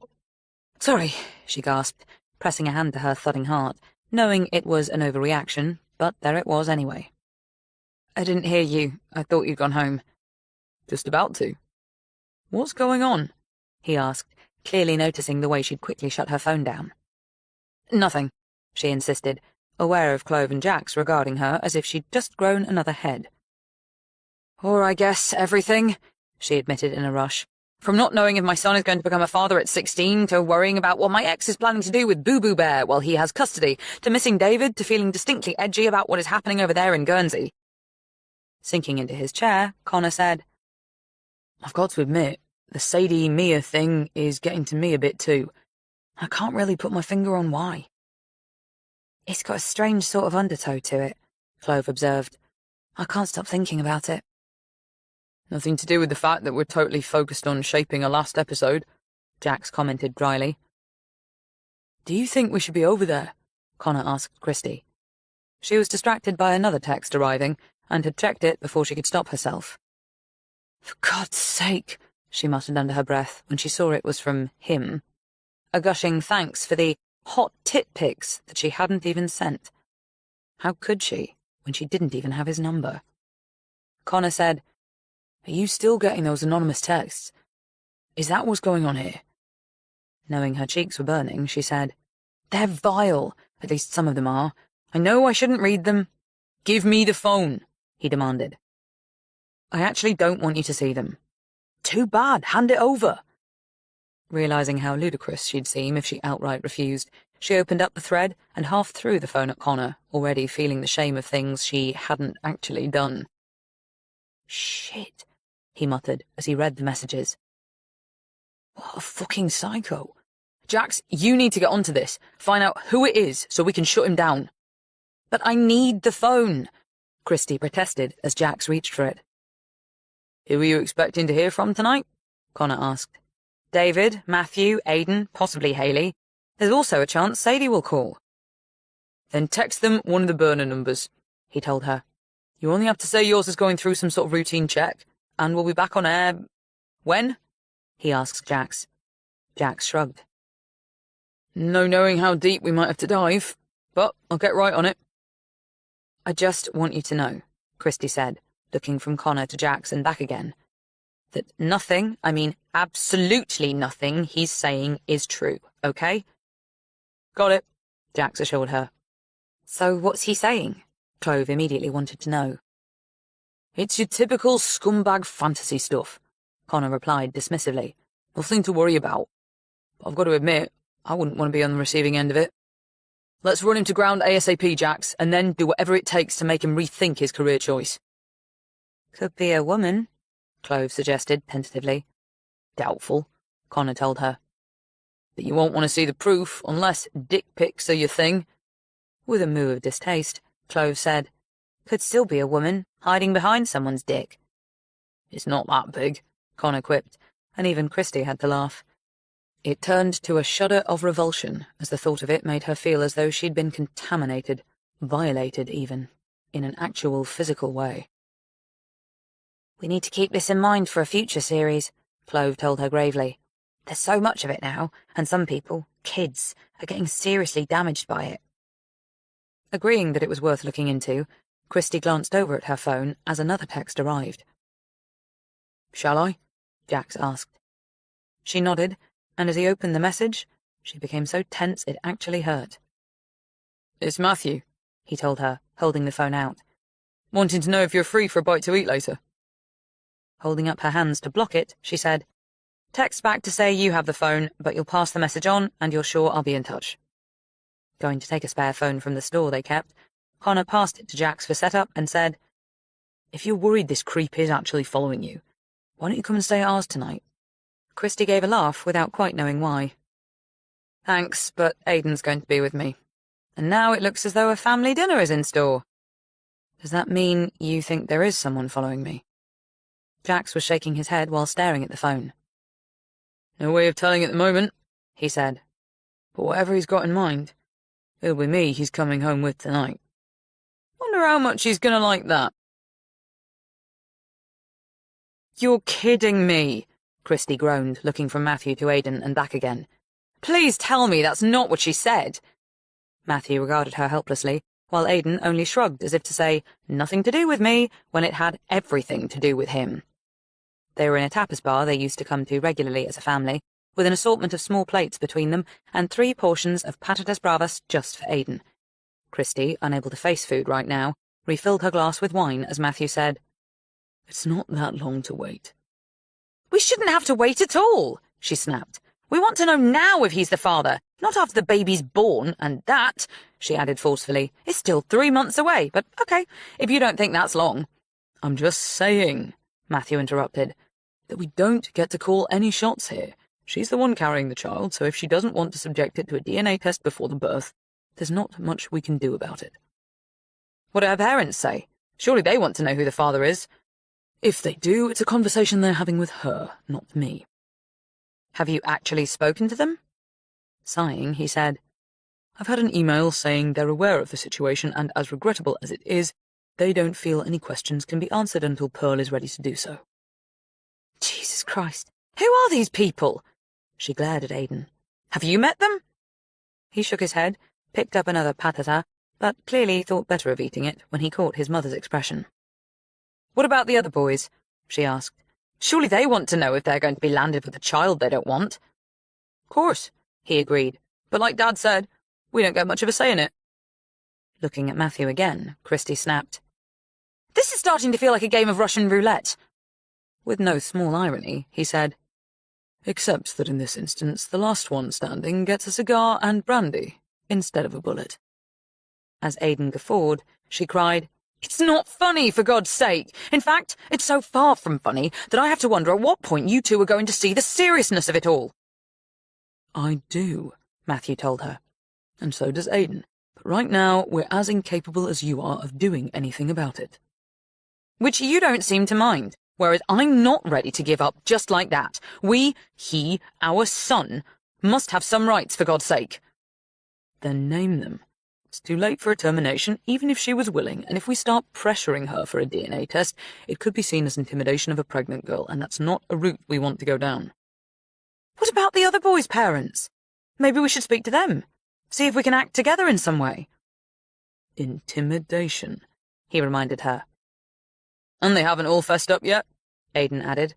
So you have to back off for now, Mum. I know it's against your nature. Oh, shut up, she snapped at him. Doing just that, he helped himself to a few more patatas and brazenly checked his phone for messages. We need to meet the girl and her parents, Christy said to Matthew. No more emails. For all you know, she's sending them herself. And, Aidan, are you listening? Sure, he answered. It's just that there's a text here from David saying he can't get hold of you. Remembering she was supposed to have let him know her temporary number, while not wanting Matthew and Aidan to ask why she had one, she said, Tell him I'm out of battery and I'll call as soon as I get home. After sending the message, Aidan looked up as Christy said, Where do her parents live? I'm not sure. Syston, I think? Or out that way somewhere. But do you know what, Mum? I seriously think you should chill for a bit. I know you're in shock and it's kind of not ideal, but it is what it is.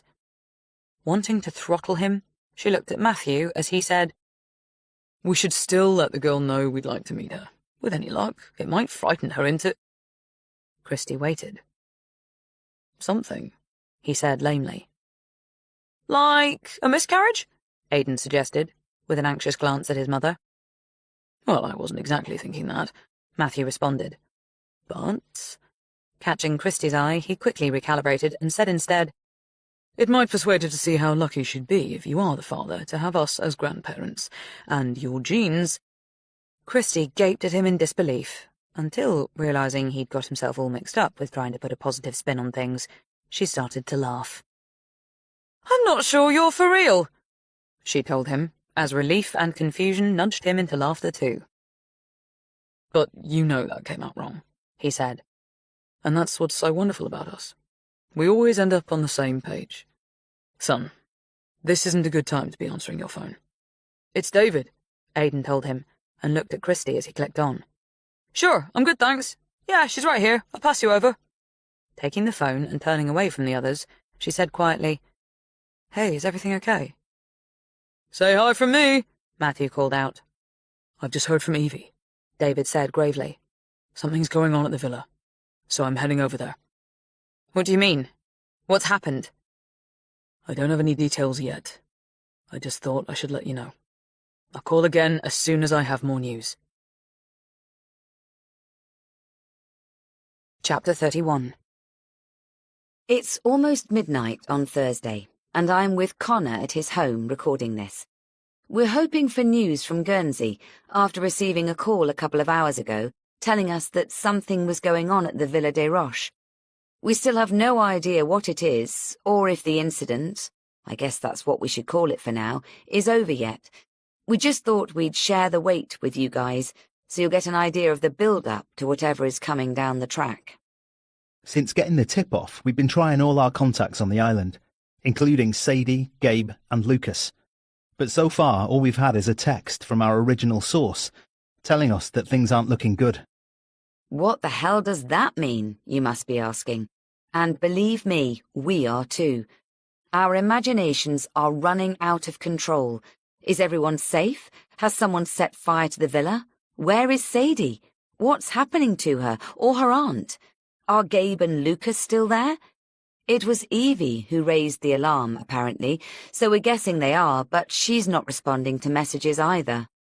As a quick recap, the last we heard from Sadie was earlier today, when she told us she was planning to go to the villa again in the morning, in the hope of speaking to her aunt. So, did she go this evening instead? I know it's doubtful we can use this next bit, but just in case, now could be a good time to share a call we had from Mia, also earlier today, in which she was clearly confused between Sadie and Lottie, and ended up accusing us of turning Sadie against her. She claims to be afraid of what Sadie might do to her, and insists that Gabe and Lucas are imposters. A quick reminder here that the results of a DNA test on both men show that they are indeed who they claim to be. Anyway, have a listen to some of Mia's distress call, because that's what it sounds like. A woman in distress. As Connor stopped recording, Christy noted the time code and wrote, "She's coming for me" next to it, a guide for where to edit in the call later. That done, she sat back on the sofa, tired and worried and annoyed with David for keeping them in the dark for so long. "What the hell's going on over there?" she muttered, glancing up as Jodie put her head round the sitting room door. The baby was in her arms, goggle-eyed and dribbly, and smiling in a way that caught Christy's heart. "More coffee," Jodie whispered, as if someone might be sleeping. "What are you doing up?" Connor asked, going to take his daughter. "She's hungry," Jodie replied. "So I thought I'd come and sit with you guys while she feeds." Nuzzling, kissing and cooing over his girl, Connor said, "Then I'll make the coffee." Jodie smiled her thanks and went to sit with Christy on the sofa, taking Aurora back as Connor said, "I'm guessing you won't want one?" She shook her head and yawned while opening her top, ready to nurse. Watching, Christy couldn't stop her mind leaping from Aiden to Bear and onto the awful possibility that she was going to be drowning in babies in the coming weeks and months. Thank God this sweet little angel wasn't her responsibility, was completely loved and cared for by her parents, and had no need of anything from her soon-to-be godmother other than to be doted on and spoiled. "Connor told me about Aiden," Jodie said, after settling Aurora against her breast. Christy's eyes closed, then quickly opened again as her phone rang. "David!" she shouted to Connor, and clicking on, cried, "Thank God! What on earth is happening over there?" She glanced up as Connor rushed in and set to record. David's voice was hoarse and low as he told them what he could. "It's been pretty chaotic. The police and emergency services are still all over the place, but mostly they're searching the cliffs under the villa." Christ! What are they searching for? "A body. I guess it can only be that. The fall is too great to survive. And the rocks." Who are we talking about, David? Please, for God's sake, don't say it's Sadie. "Sorry, no, it's Mia. Apparently she contacted Sadie earlier and told her to come. I'm not sure how long Sadie was there or what happened between them. All I can tell you is what a detective told me. That apparently Mia threw herself from one of the balconies." Oh my God! In front of Sadie! "I'm afraid so. Sadie's been in a pretty dreadful state since. They've given her some kind of sedative now. As far as I can make out, she went down there alone. But it's possible Lucas was with her.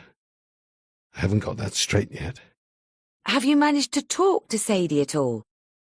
"A few minutes ago, but she was pretty out of it by then. Exhaustion, shock, the drugs kicking in. She seems more worried about Mia than anything else." Where are you now? "On my way home.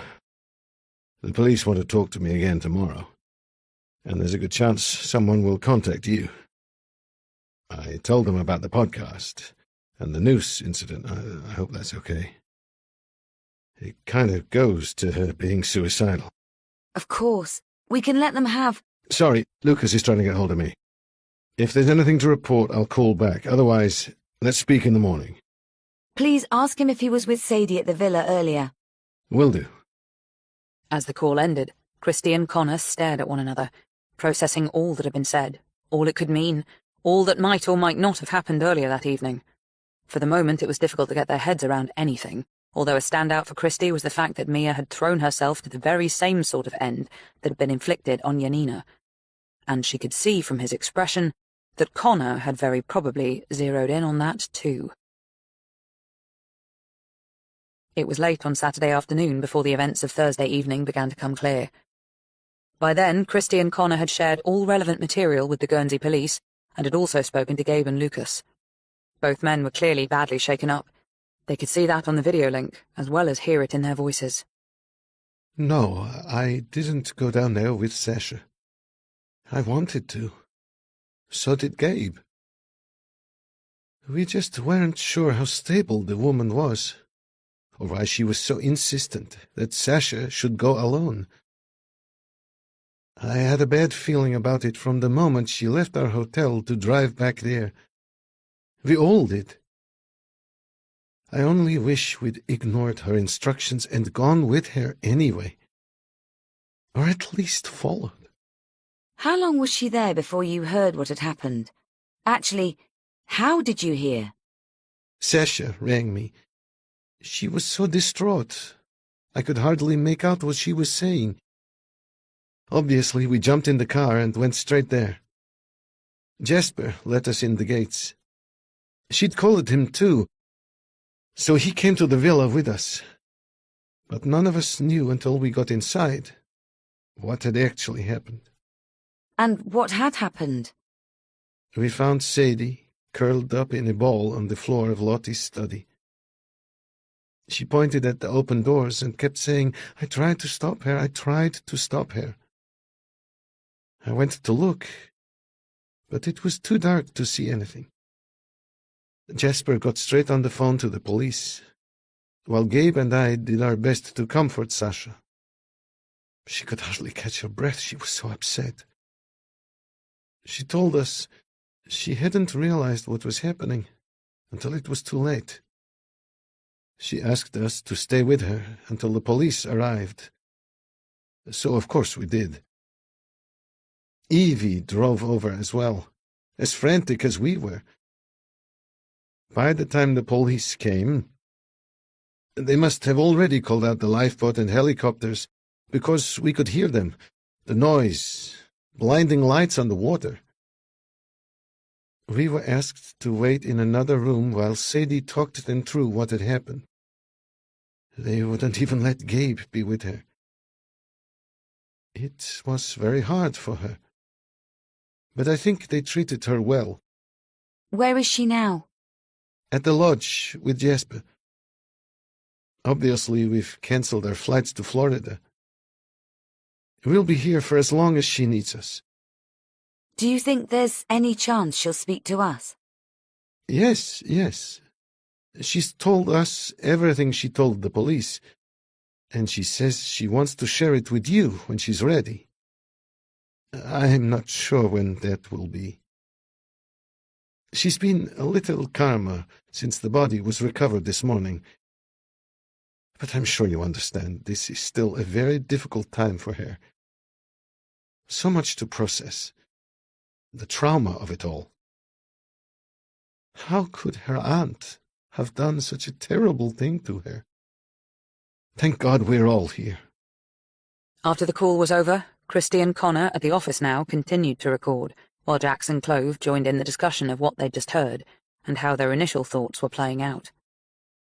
The first question I'm asking myself is, did Mia get Sadie down there with the sole purpose of making her witness her suicide? It's the kind of mad and cruel thing she'd do.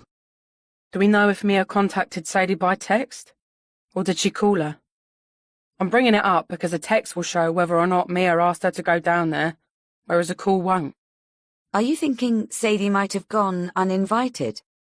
I'm just saying it will look a lot better for her if there is a text asking her to go there. Unless it's found that Mia died before she went off the balcony. I can't see how they'll be able to pin anything on Sadie, if anyone's actually thinking that way. Do you believe that neither Lucas or Gabe were at the villa with her when it happened? I did, but now you're asking. The police will no doubt establish how their movements corresponded with Sadie's, presuming their phones were on. Hey guys, do any of us actually believe that Sadie would have pushed her over? Yes, but no. I mean, what would be in it for her? Why create all this fuss and put herself in danger of going to prison when a whole new life is just starting to open up for her? It doesn't make sense for her to do that. But it's true, her being there alone with her aunt before it happened, especially with everything that's come to light lately, But no one knows about the most incriminating parts of the journals, so why would they suspect her of anything? Actually, the police do know. Remember, Sadie tipped them off herself about what could be coming down the line. If she'd taken someone to the villa with her, like Lucas or Gabe, she'd have an alibi of sorts. Actually, it's unlikely they'd be considered reliable witnesses when their revenge motive is, arguably, as strong as Sadie's. And I don't think any of us believed that Sadie did want revenge. She just wanted her aunt straightened out, as if that were ever possible, so she could move on with her life. I'm not arguing with that, but I think from here on, we're going to have to record two ways. One, taking the view that Sadie was the victim of her aunt's madness and guilt, i.e. suicide. The other asking, did she punish Mia for what was done to her mother? Okay, I get we're not really believing in that, but the police are almost definitely going to open an investigation, and I'm sure once they delve into the detail, the similarity of the two deaths, Janina and Mia, won't pass them by. A lengthy silence ensued as they considered the impossible situation Sadie was now in, her presumed innocence very probably hanging in the balance, and how they were actually discussing exploiting that fact as events unfolded. They would also, Christie realised with mounting apprehension, need to take a long, hard look at their own investigation and the role they might have played in pushing Sadie to where she was now. We've made the national news! Iz declared triumphantly as she bounced into the office on Monday morning, looking only marginally less eccentric than usual. It's making every bulletin. Hindsight at the heart of another murder mystery. Inside scoop from our favourite podcasters. What more can Christie and Connor tell us about the mysterious events in Guernsey? You must have heard it. Of course we have, Connor retorted, and we're being bombarded with requests for statements, interviews, exclusives. Probably thanks to you. Flushing, she held up her hands in innocence. I'm sure these guys can find their way to you without my help, she pointed out. But if you do feel like speaking to one of them, I've made a list of those who are likely to give us the best coverage, and I'm negotiating with a couple of broadcasters for a full-hour sit-down after the last pod has dropped. She gave a little squeal and shimmy of excitement. We've definitely got our big finale now. Did she jump, or was she pushed? Revenge or karma? So many questions, and everyone's going to think they know the answers. By the way, I listened to the recording of your team chat that you did on Saturday. It's going to be perfect for the last episode. I've already tipped off a couple of outlets. Wait, what? Connor cut in sharply. Iz looked startled, immediately worried. Please tell me you haven't been discussing what was in that recording, he growled. It hasn't been edited yet, and it definitely can't go anywhere until we've spoken to Sadie, which is supposed to be happening later today. Iz drew a quick zip across her lips. No details given, she assured him, then added brightly, Tell me the difference between hindsight and Wuhan.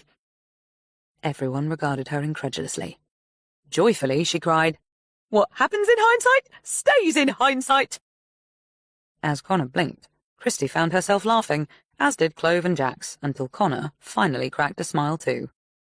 Okay, as long as we've got that clear, he grunted. And for the record, we're happy to do as many interviews as you can lay on once we've got the last episode nailed down, but be aware that that might not happen as fast as you'd like. As far as we know, the police haven't finished questioning Sadie yet, and we still don't have the pathologist's preliminary report on how Mia actually died. Did she jump, or was she pushed? Iz repeated excitedly, and peeled off her tri-cornered hat and bobbly coat to go and tuck herself behind her desk. I know it's wrong to be so thrilled by someone's death, she whispered to Jax, who was closest to her. But you have to admit, Mia did us the biggest favour by jumping when she did, unless she was pushed, of course, and that would be even better. Jack's eyes widened as he looked at the others, clearly not sure how to deal with this. Having no suggestions, Christie said to Connor, Let's go over what we already have for the last episode. Actually, here's David. She clicked to answer his call, and as his face filled the screen, she saw right away how badly he must have slept the last few nights. Okay, pathologist has reported death by drowning, he informed them, which means she was alive before she went into the water, but probably not conscious, possibly due to hitting rocks on the way down. There are trauma injuries to the head and torso consistent with a heavy fall. Toxicology showing nothing sinister so far, they're still working on it, and no mention of what might or might not have happened during the lead-up to the event. Where's Sadie now? Christie asked. Do you know what's happening to her? As far as I'm aware, she's still at the lodge with Jasper and the others. Anna's just gone over there, and Mum's planning to join them later. At some stage there will be a funeral to organise, but we're probably a way off from that yet. Do you know if anything's happening at the villa? Lucas tells me there's still a police presence, so it's off limits for now, although I can't imagine Sadie or anyone else will want to go down there. David glanced at his watch. I'm sorry, but I have to get to a meeting. If I hear any more, I'll call. It was much later in the day when Sadie finally appeared on their screens, looking perhaps less shell-shocked than she had over the past few days, but still dazed, as though it hadn't all completely sunk in yet. Her lovely face was ashen, and her shoulders seemed weighted by all the emotions she was battling. "Are you sure you're okay to do this?" Christie asked carefully. Sadie nodded, and attempted a closed-lip smile. Does it make sense to say that I want to try and put it behind me? She asked. Obviously that can't happen yet, but talking it through with the police and with my family, and now with you. Her voice broke, and she lowered her head to take a moment. "Is anyone there with you?" Christie asked. Yes, Jasper, Evie and Anna. Dad and Lucas have popped over to the hotel, but they should be back soon. Anna's been the very best friend anyone could wish for throughout all of this. I'm really going to miss her when Jasper and I make the move to Florida, but she's promised to come and visit, and I expect I'll be back and forth myself for a while. She stopped, looking slightly bewildered, as though talking about the future was an alien concept when her whole life could be about to implode. There's a lot to sort out, she continued, and it'll probably take some time to get everything straight. She touched a hand to her mouth as it trembled. I wonder who'll want to buy the villa after what happened there. Knowing how scattered and even irrational a person's mind could be following a trauma, Christie said, "We're already recording, so whenever you're ready to start talking us through last Thursday night, just take your time." Sadie nodded, inhaled another deep breath, and glanced off to her right, where, presumably, the others were watching and listening and lending their moral support. I got a call from Mia about 8 o'clock. Actually, it was 5 past, according to my phone. The police checked. All she said was, "I think it's time we talked. If you can come now, there's something I want to show you, but please come alone." My first thought was of what had happened to you when you went to see her. The noose and everything. I was afraid she might do the same to me. So we decided that Jasper should go with me, regardless of what she'd said. Then at the last minute, I realised that if anyone else was there, she might start putting on a crazy act, the way she does. With only me as an audience, I felt she'd be more likely to behave. I want to say rationally, but I'm not sure it's the right word. Anyway, it's why I ended up going alone. When I got there, the front door was open. I called out as I went in, knowing she probably wouldn't hear me if she was in the kitchen. But then she answered, and I realised she was in Lottie's rooms. I'm not sure why that spooked me. I guess it was because she so rarely goes in there, and after everything. Sadie pressed a hand to her mouth, as though steadying her lips, then sucked in a breath and pushed on. I wondered if maybe she'd found something else. Another bombshell to hit me with.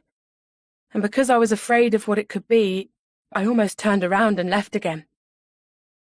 Now I wish I had, but I had no way of knowing what she was planning, so I braced myself and went to find her.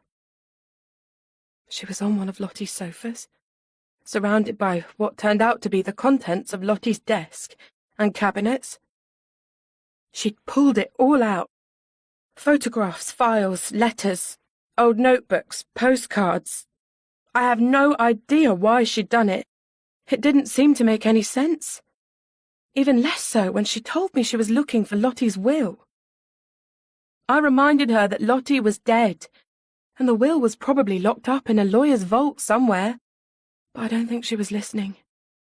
She just kept picking up the papers and dropping them, not really seeming to search, just dropping. I went to try and help her up, but she pulled back so sharply that I almost stumbled over her. Then she started to cry. Big howling sobs that made me cry too. I sat down with her and held her. I tried telling her that everything would be all right. I promised we wouldn't share what was in the journals, that she was safe.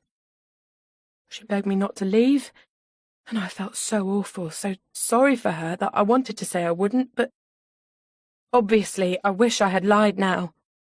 told her what she wanted to hear, but I had no idea what was in her mind, how she'd probably already planned what she'd do if I refused her. She didn't give up right away.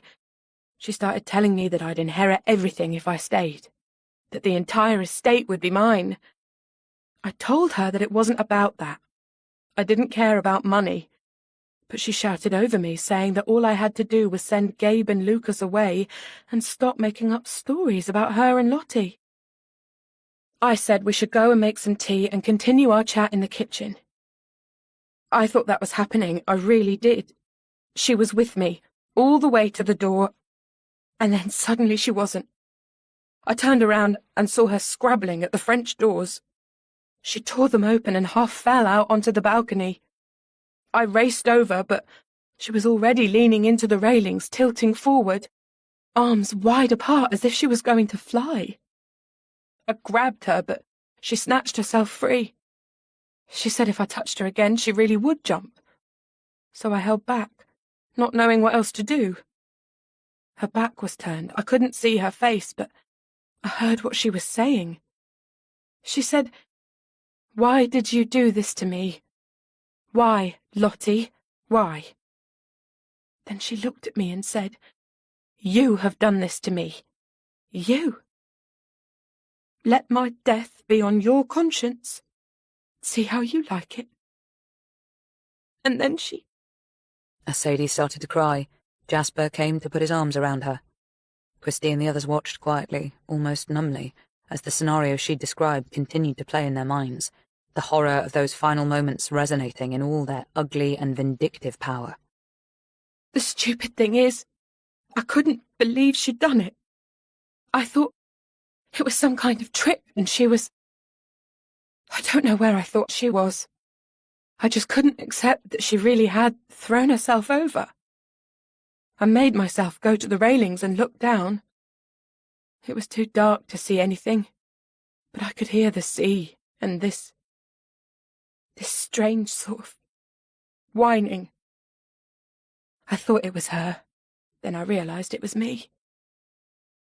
I ran back inside and called the others.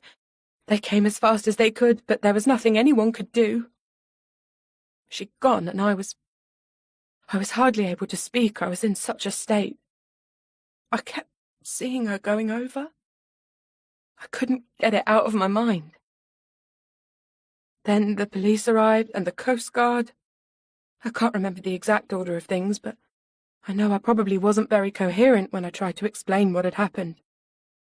A doctor turned up and gave me a shot of something, and the next thing I knew, I was here at the lodge, and it was morning.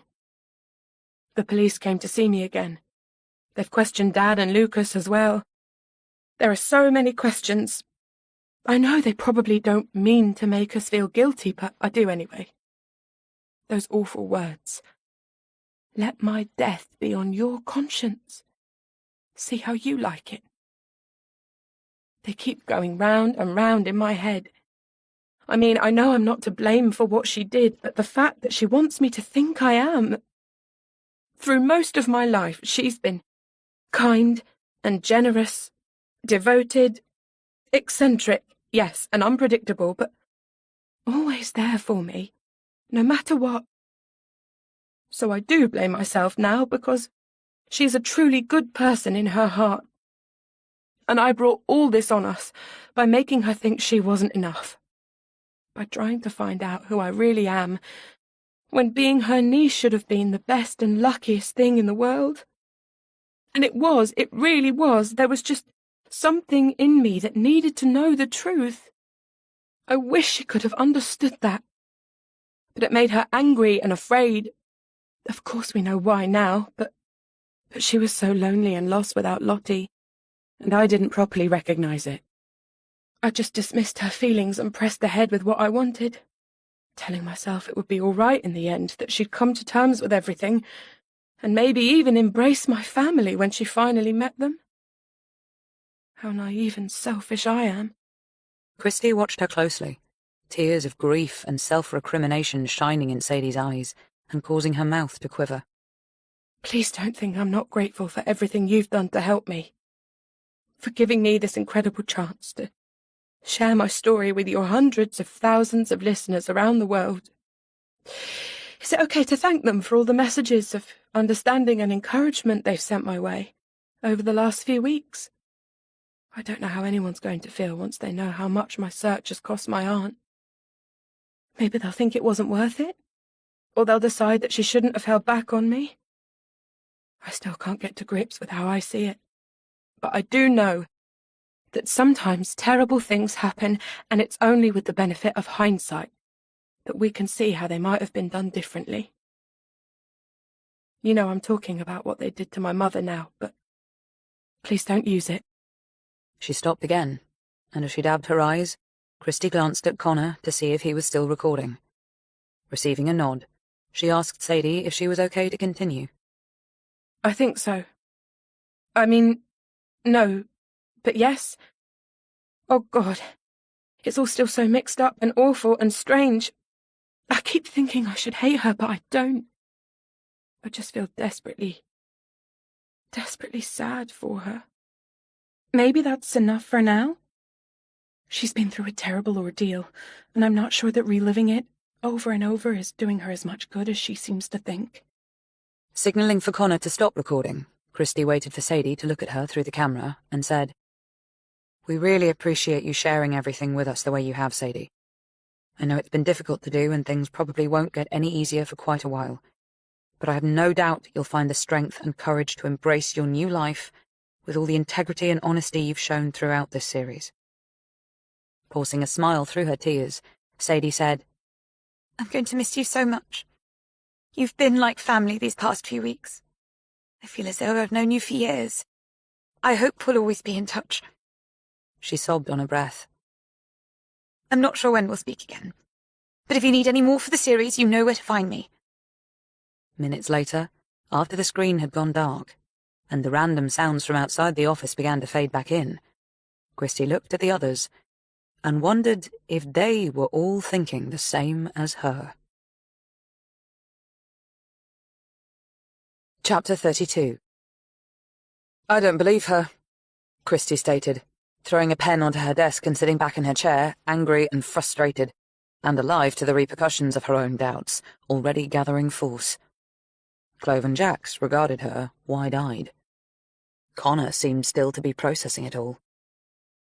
"What exactly don't you believe?"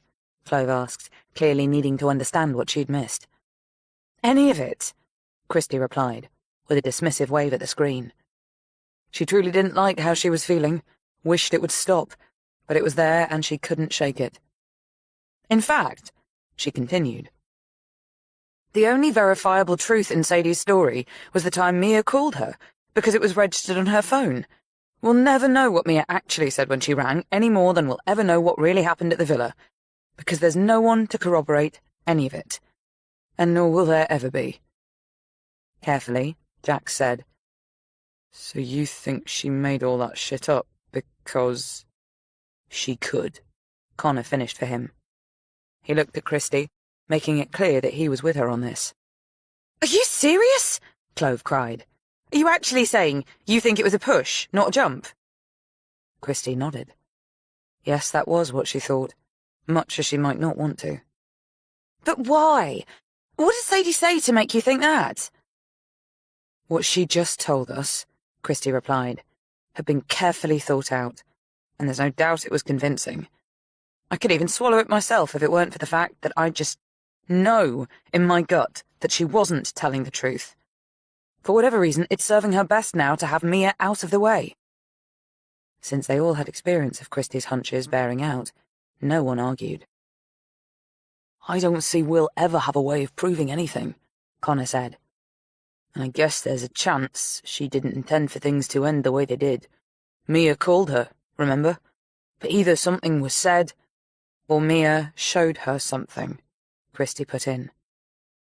"And whatever it was, Sadie lost it." "Jesus," Clove muttered, slumping back in her chair, as if all the wind had gone out of her. "I mean, I can see where you guys are coming from, but really? After all the swearing that she doesn't want revenge, that she still owes her aunt for a wonderful childhood? It couldn't all have been lies, Could it? Christie was asking herself the same question. Could it all have been an act?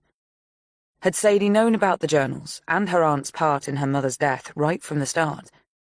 Was it possible the whole thing had been an elaborate, near-faultless manipulation designed to punish Mia and provide herself with a cover, a victim role even, so she'd— what? End up with everything? The girl Christie had come to know wasn't that devious or coldly calculating. She had a heart, an innate and wrenching need of the family that should have been hers. Christie? Connor prompted. Quickly assimilating, she found to her dismay that she was no closer to believing the story Sadie had just told. "I'll concede," she said, "that Mia might have been in Lottie's rooms when Sadie got there, and it's possible there was paperwork everywhere, although that could have been staged after the event to support her story. It's highly likely they talked or argued, got into a terrible fight about something, most likely the journals, and Mia ended up saying or doing something that pushed Sadie over the edge. Poor choice of words, but you get my meaning. It's the timing of it all that I'm having the biggest problem with, and the way she just delivered her version of events." It was too pat, Connor agreed. And I agree about the timing. Why would Mia jump now, when Sadie was promising to protect her from the real damage the journals could do? Sure, she didn't want Sadie to leave, but taking her own life to try and stop her? What kind of sense does that make? Okay, we know she was nuts, but she wasn't as far gone as she kept trying to make out, so I'm going to say that something happened to blow everything wide open in a way that— actually, I've no idea what it might have done.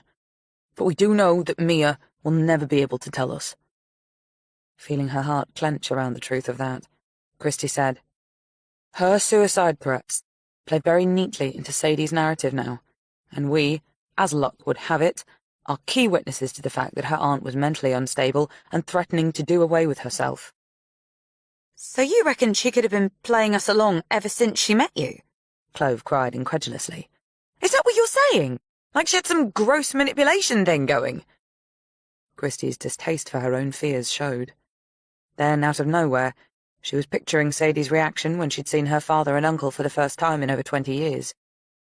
It was a reminder of how deeply she'd felt for Sadie, for them all, in those moments. "I'm prepared to believe," she said, "that Sadie didn't know about Gabe and Lucas before the series started. In fact, I'll go as far as to say that right up to when we found them in Florida, it was highly likely the search for her roots was as genuine and heartfelt as she portrayed it." "But?" Connor prompted. She shook her head, wishing that she wasn't seeing things the way she was. It was very soon after discovering she wasn't alone in the world that she found Lottie's journals. So was the timing of that simply coincidental, or had she been waiting for the right time to use them? Shit, Connor murmured. Then, who the fuck is that girl? Long moments passed, with no one attempting to answer the question. In the end, Clove said, "So where the F does this leave us?" Connor shrugged. "Well, whatever happens next," he said, "it still remains one hell of a story. Putting the likelihood of us being strung up like turkeys to one side. Abducted child murders her multi-millionaire captors and walks off with all the dosh. This is presuming she messed with Lottie's meds the way Mia claimed." "Seen through that lens," Christie said, "you're right. It is a great story. If only we could tell it that way." "I wonder if the injunction will be lifted now," Clove said. "We could tell it then." "Small point," Jack said. "Actually, fucking great big one, really. Does Sadie get all the dosh?" "I presume so," Christie replied. "Whether she does or doesn't," Connor said, "we have to ask ourselves if we're sitting here crediting her with more malice and powers of cunning than she's actually capable of." As Christie's eyes came to his, he said, "It's not the way we've seen her until now, so we have to put it out there that we could be wrong." No one commented. In fact, there seemed no more to say for the moment, as the reality of how they might have been duped spread all its ghastly ramifications over their hard-earned reputations and their futures. In the end, Connor said, Time's running down on prepping the last episode, so we need to start making decisions. I say we record as many accounts as we can of what happened last Thursday night.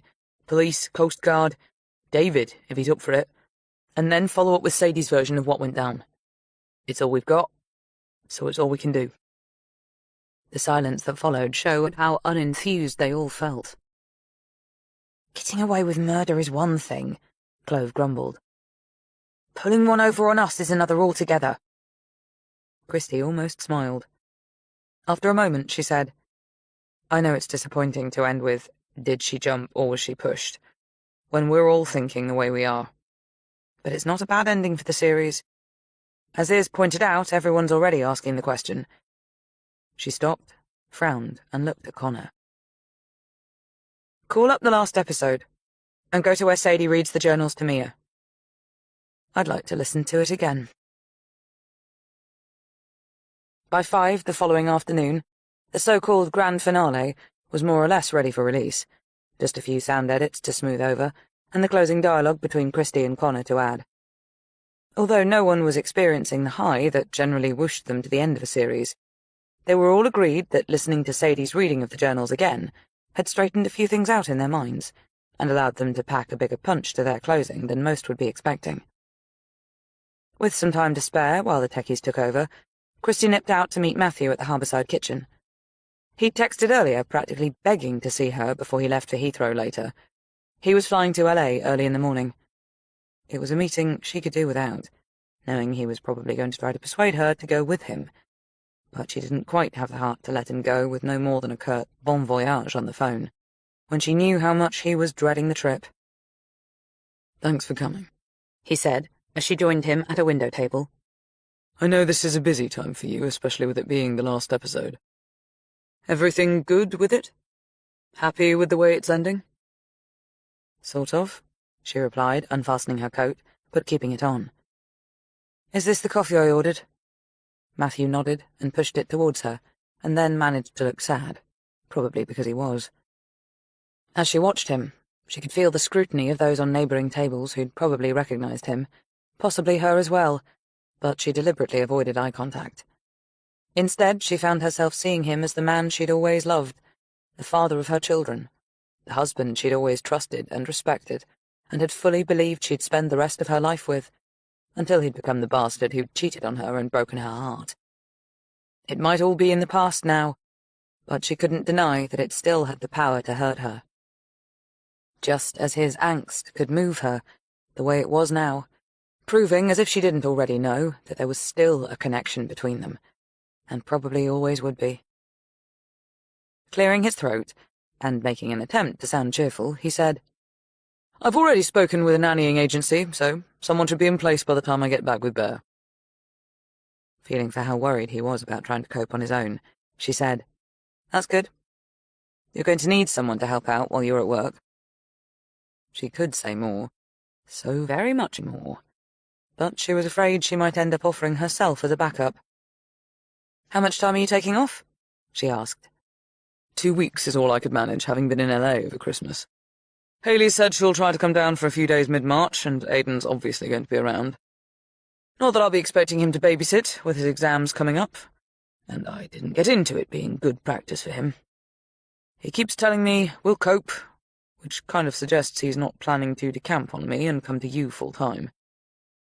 Moved by the children's efforts to support their father, and feeling guilty for not doing the same, Christie found herself saying, I'm sure I'll come to visit too. He looked at her in surprise, and with so much hope that she immediately wished she could take the words back. Will you? He said. You're welcome any time, you know that. I just hope there aren't going to be 2 babies by May, she said. Or whenever Pearls is due. I'm sure that one will live with her and her parents, Matthew put in quickly. Suspecting he was right, she said, Shame they're standing by their daughter's decision to put off a DNA test until after the birth. You'd think they'd want to know themselves who the father is. I'm starting to get the impression that young Pearl calls most of the shots in that family.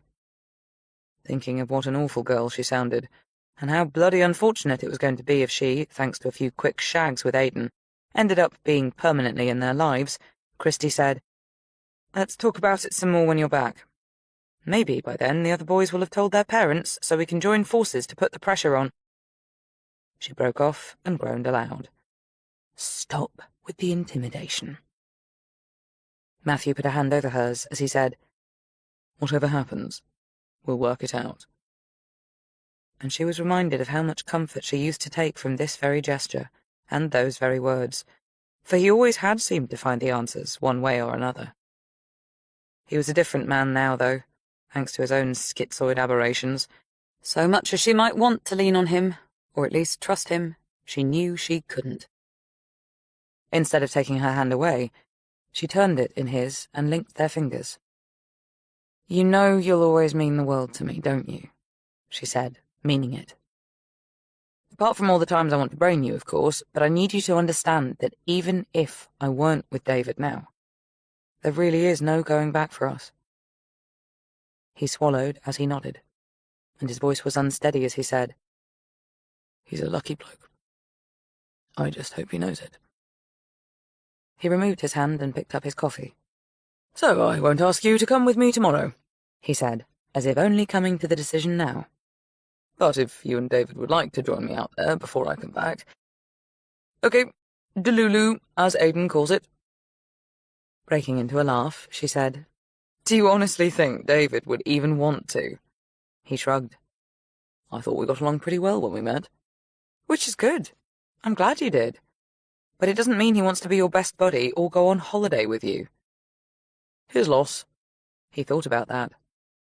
Actually, it's mine, but hey, as long as you and I stay friends and you understand that I'm ready to take you back You're married, she interrupted. And now would be a good time to remember that. I take it Marley will still be in LA when you get there. She hasn't gone to Santa Fe yet? Not as far as I know. Well, someone has to be taking care of Bear, and last time we spoke, it was her. He sighed heavily. And soon it's going to be me. Do you think I might be able to rename him before I give him back? You can always try, she smiled, checking the time. I'm sorry, but I have to go. We'll be uploading soon, and then, I guess, it won't be long before we find out what the public at large thinks of the series finale. Any surprises in store? He asked, dropping a 20 on the table as they stood up. One or two. As they left together, Christy was aware that they were still being watched, and once outside, probably because she knew it would mean something to him, she kissed him on both cheeks. Have a good flight, she said, and message to let me know when to expect you back. I will, he promised. As she started towards the office, she could feel his loneliness and regrets as if they were stretching out between them, even trying to pull her back. She kept going, only turning at the last to give him a wave. But to her surprise, he'd gone. And for one peculiarly disorientating moment, it was as though he'd left her all over again. An hour later, everyone was gathered in the office, drinks in hands, feet up on desks or chairs as they listened to the closing minutes of the pod. Sadie was thanking the Hindsight team for the incredible chance they'd given her to share her journey With your hundreds of thousands of listeners around the world. Sometimes terrible things happen, and it's only with the benefit of hindsight that we can see how they might have been done differently. Neat how she slipped the series title in there, Harry commented dryly. Christy nodded, and continued listening to her own voice as she began winding things up. So there we have Sadie's final words on the search for her roots, the surprises and joy it brought her along the way, the confusion, frustration and sadness, and, last of all, the way it resulted in the untimely and tragic death of her aunt. I wonder if you're finding yourselves as moved by her retelling of what happened at the villa that fateful night as we were when we first heard it. It must have been terrible for her, having no one there to support or guide her, or to help persuade Mia not to jump. I'm sure the trauma of it will stay with her for a very long time. I have no doubt of it. We don't know whether or not Sadie and Mia talked about Yanina that night, but it's hard to imagine they didn't, considering what Sadie found in Lottie's journals. As the key points remain unavailable to us, we still can't share any details. But what we know already is that Lottie met Janina and Gabe while they were in Guernsey. You might have seen the photographs on our website of them in a cafe. The fact that Janina lost her life not long after the pictures were taken could be put down to a tragic accident, caused perhaps by careless driving on dangerous roads that she was unfamiliar with. Or did someone force her over the edge? Matis Albescu, her old tormentor? There's no evidence of him being on the island at that time, and why would he want her dead instead of returned to the captivity he'd kept her in for the previous 5 years? As we've read the journals, we believe we do know what happened to Janina, as does Sadie, of course, and we understand why she's choosing not to share the details publicly. That could change now that her Aunt Mia is no longer with us to be hurt by the revelations. And if it does, we'll certainly let you know. Before we go, we can reveal that questions have arisen around the way Lottie Winters died back in 2020. They were posed to us by Mia days before she died. I'm afraid we can't be specific about what was said, nor can we say for certain that Mia was thinking straight when she brought the matter up. It's just left that lingering doubt in our minds over what might have happened to cause Lottie's collapse when her heart medication had allowed her to live a full and healthy life, until suddenly it didn't. Naturally, we wish Sadie, or Sasha as she'd now like to be known, all the happiness she deserves with her new family, and I'm sure you do too. We hope to be back later in the spring with a brand new series, a whole new crime to unravel and hopefully solve. For now, we'd like to thank our sponsors for making this production possible, and all of you for listening. As Connor faded out the sound, Mina let her breath go in a long, loud exhale of amazement and said, "Well, a redefinition of subtle if ever I heard one. I can't wait to see how all that plays out when it reaches the parts most other pods wouldn't dare to go. It must have been terrible for her having no one there to support or guide her, or to help persuade Mia not to jump. Wow. If no one guesses from that what you think, then they're not paying attention." Did Sadie know you were going to talk about the journals like that? Jodie asked, clearly surprised and impressed. I mean, you didn't say what the missing parts are, but you'd have to be an idiot not to work it out. Christy shook her head and felt a quick pang of unease as she tried to imagine how Sadie, Gabe and Lucas might respond when they heard the insinuations, never mind what she'd said about Lottie's death. She'd yet to hear what David thought of the episode, having sent him a copy just before the upload. How do you think Sadie's going to react? Iz asked, glancing up from her phone. "She's lucky we didn't go any further than we did," Connor retorted. "Everyone's been asking, did she jump or was she pushed since the last ep?" Jax put in. "All this will do is create more volume." Because you're convinced she actually did push her aunt over? Iz grimaced as they all looked at her. Sorry, just needing to be clear. Connor eyed her warily. "We are. But if you're thinking of putting our suspicions into some kind of press release, rein yourself in. We've got no evidence to support them, and I guess there's still an outside chance we could be wrong." "What, you?" Jodie teased. Never let it be said. Connor crooked an eyebrow and downed the rest of his drink. "Any more going?" he asked, holding out his glass. Coming right up. Iz headed for the fridge. I'm so happy to be celebrating with you all, she declared, in a burst of exuberance. It's been a brilliant series in so many ways, and with all the interviews we've got lined up over the next few weeks, the advertisers are going to carry on fighting for space forevermore. That's the great thing about pods, isn't it? There's no actual end to their lives, unlike poor Mia and Lottie. Which reminds me, how do you think Lottie died? Was it really suspicious? Could Sadie actually have been behind it? Her cheeks were so flushed with excitement, and her tongue running on so loosely, that Christy had to wonder if she was actually connecting with what she was saying. Just imagine if it turns out she offed both the aunts, Iz gushed elatedly. There won't be any Florida for her then, that's for sure, and we, on hindsight, would have exposed it.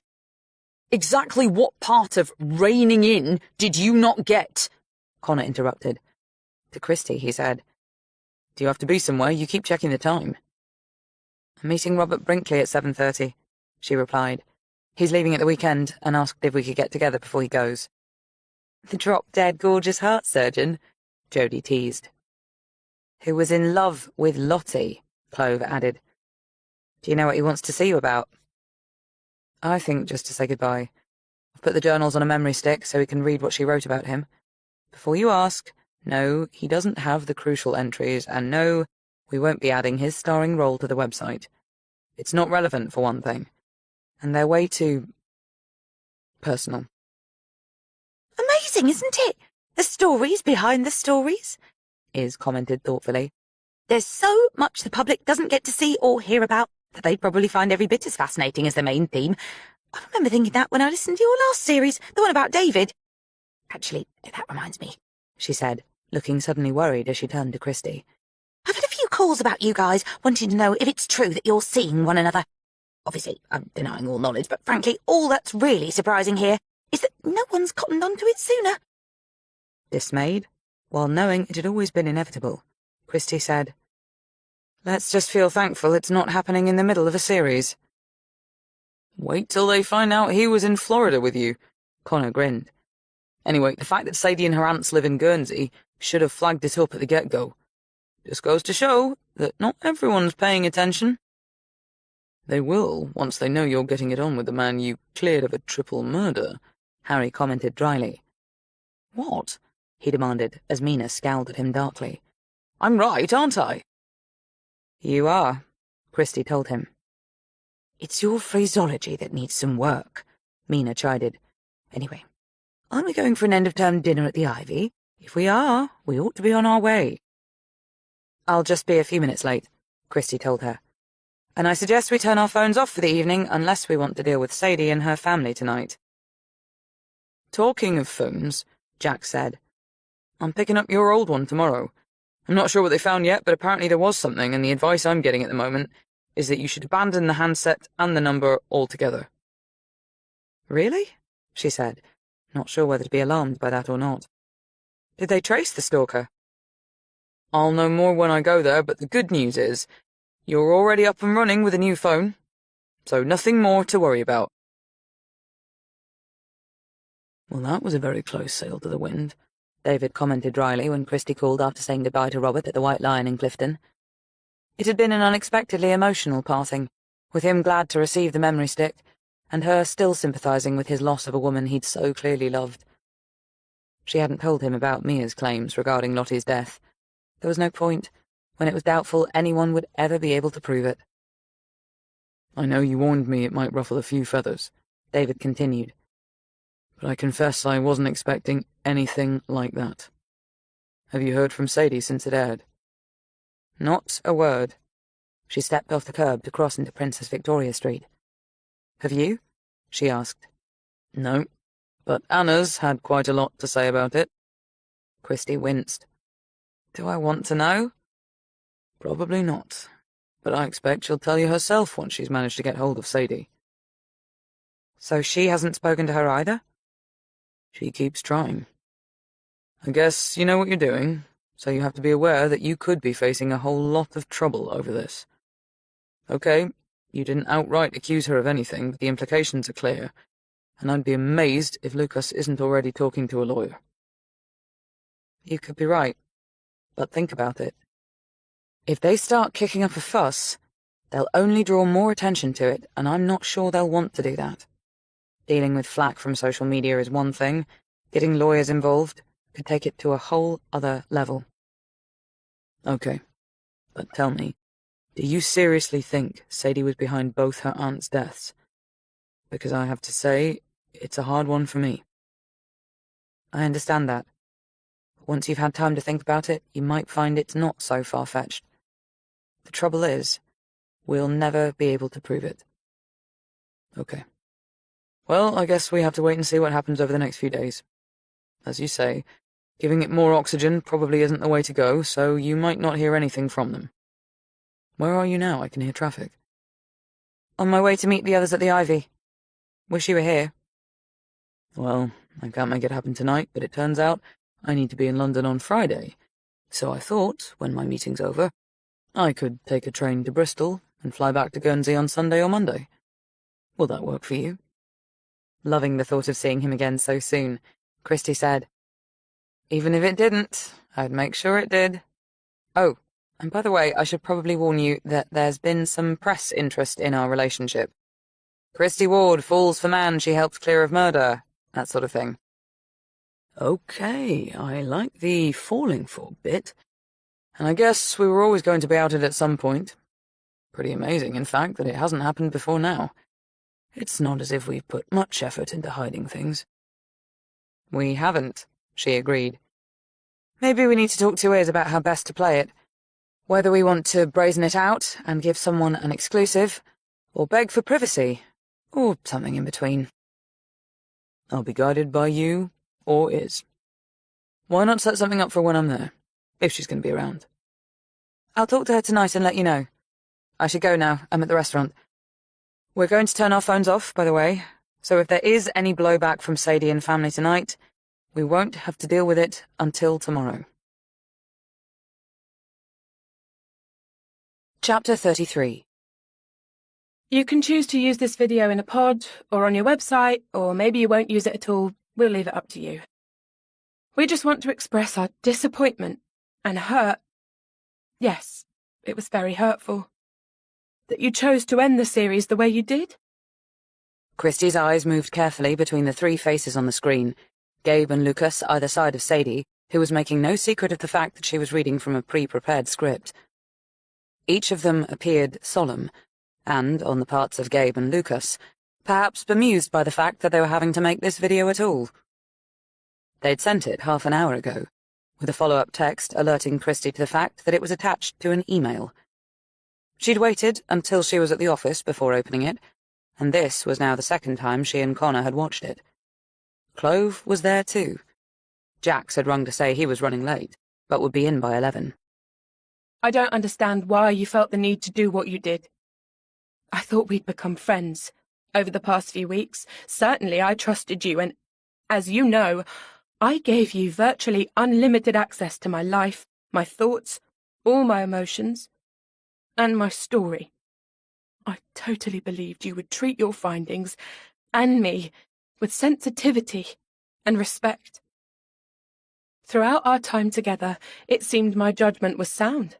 You were kind, supportive, and always careful about detail, as well as mindful of my feelings. I fully trusted your honesty and integrity, and never thought for a moment that you would end up using my aunt's death and my bereavement to sensationalize your podcast the way you have. The question of whether or not Mia was pushed to her death will now always hang over me. I don't deserve that, and I can't believe that you think I do. We all know that you have no evidence to back up your insinuations. You can't have, as none exists. You have framed them in such a way as to paint me in the very worst of lights, and I'm sure that in your hearts, you know I am not the person you are making me out to be. It has been a difficult and often painful journey for me to get to where I am now. But working with you, believing you were on my side every step of the way, was what helped me to keep going. Now, thanks to you, I have my father and uncle, and I couldn't be happier about that. But they are as shocked and upset by your betrayal. Yes, that's how we see it. As I am. We won't be taking any action against you. Although, of course, we could. We've decided that it would only cause further heartache to go that route. Perhaps it will serve us better for your actions to be recognized over time for what they are. Shamefully self-serving. We have discussed making this video available to other press outlets, and that option, of course, remains open to us. However, before we do that, we'd like to give you the opportunity to go on the record with an apology for the way you misled your listeners in the latest podcast, and with an admission that, in spite of knowing your implications were without foundation, you went ahead with them anyway in order to create more interest in the series. If you are prepared to make a statement to that effect, we will not publish this video. As the screen darkened, Christy turned to the whiteboard where photographs of Sadie, Janina, Mia and Lottie were lined up along the top. 3 dead, only 1 still alive. The child on the beach who'd grown into a beautiful and, as it turned out, very astute young woman. And now, presumably, a very rich one too. But what if they were wrong? What if Mia really had jumped? There's no way we can do what they're asking, Connor stated, and no reason why we should. I say we call their bluff, Clove urged. Do nothing. Let everything stay as is. If they want to put out their little statement, they can. I don't see it making any difference to the way people are seeing things. Listeners know they're not getting a full picture of the journals, and now they have a pretty damned good idea why. Half of them are already posting about it. They're even outright saying Sadie killed her aunt for revenge, as well as personal gain. All that is true, Christy said, turning back to them. But I'm afraid she's outmaneuvered us with this. Its tone, its subtlety and incisive attack on our integrity are powerful enough to do us a lot of damage going forward. But, Clove protested, and stopped when Christy's hand went up. Sadie's right, Christy continued. We don't have any actual evidence to support why we, to quote her, painted her in the very worst of lights. And by calling our honesty and professional integrity into question, something we should have seen coming, she's opened us up to the kind of scrutiny that'll be hard to withstand. why? Clove objected. We haven't lied about anything. And how could we, in all good conscience, Connor said, have let her last interview run unchallenged when the fact that there is only her version of events absolutely needed to be acknowledged? We wouldn't have been doing our jobs if we hadn't gone for it, no matter how we phrased it. Just about every listener we have would have been calling it out before the episode had chance to finish. Even without the journals, they're thinking the sisters did away with Janina, and therein lies Sadie's motive for punishing her aunt in the worst possible way. We had to do it. If that was her motive, Christy stated. Clove and Connor stared at her uncomprehendingly. I'm not saying it wasn't, she explained. It would certainly have been a part of it, but without knowing what went on between them prior to Mia's fall. She broke off with an impatient sigh, knowing there was no point speculating any further over that now. Whatever we might think, she said, if we let them run that video, the public will turn, mark my words. We'll be perceived as having treated Sadie Winters badly, or, as Lucas put it, in a shamefully self-serving way. And ask yourselves this, where will that leave us with future investigations? Trust is at the very core of what we do, and we all know how spiteful some of the tabloids can be, how hungry they are to bring down success. So as soon as it's known, a new series of the increasingly popular Hindsight is underway, out will come the Sadie Winters video to show how we treat people. Well, I, for one, am not up for putting out the kind of statement they're asking for, Clove declared defiantly. Apart from anything else, it's too soon. It would be a knee-jerk on our part when we still don't know how the police might have reacted to the pod. For all we know, they've already pulled her in for further questioning. You're right, Christy agreed and reached for her phone. Let me speak to David, see if he can find out what's going on over there. If the investigators are still all over it, it could at least buy us some time. Almost an hour had passed by the time David rang back. I'm putting you on speaker, Christy told him. Connor and Clover here. Hey guys, David said. Here's what I've got.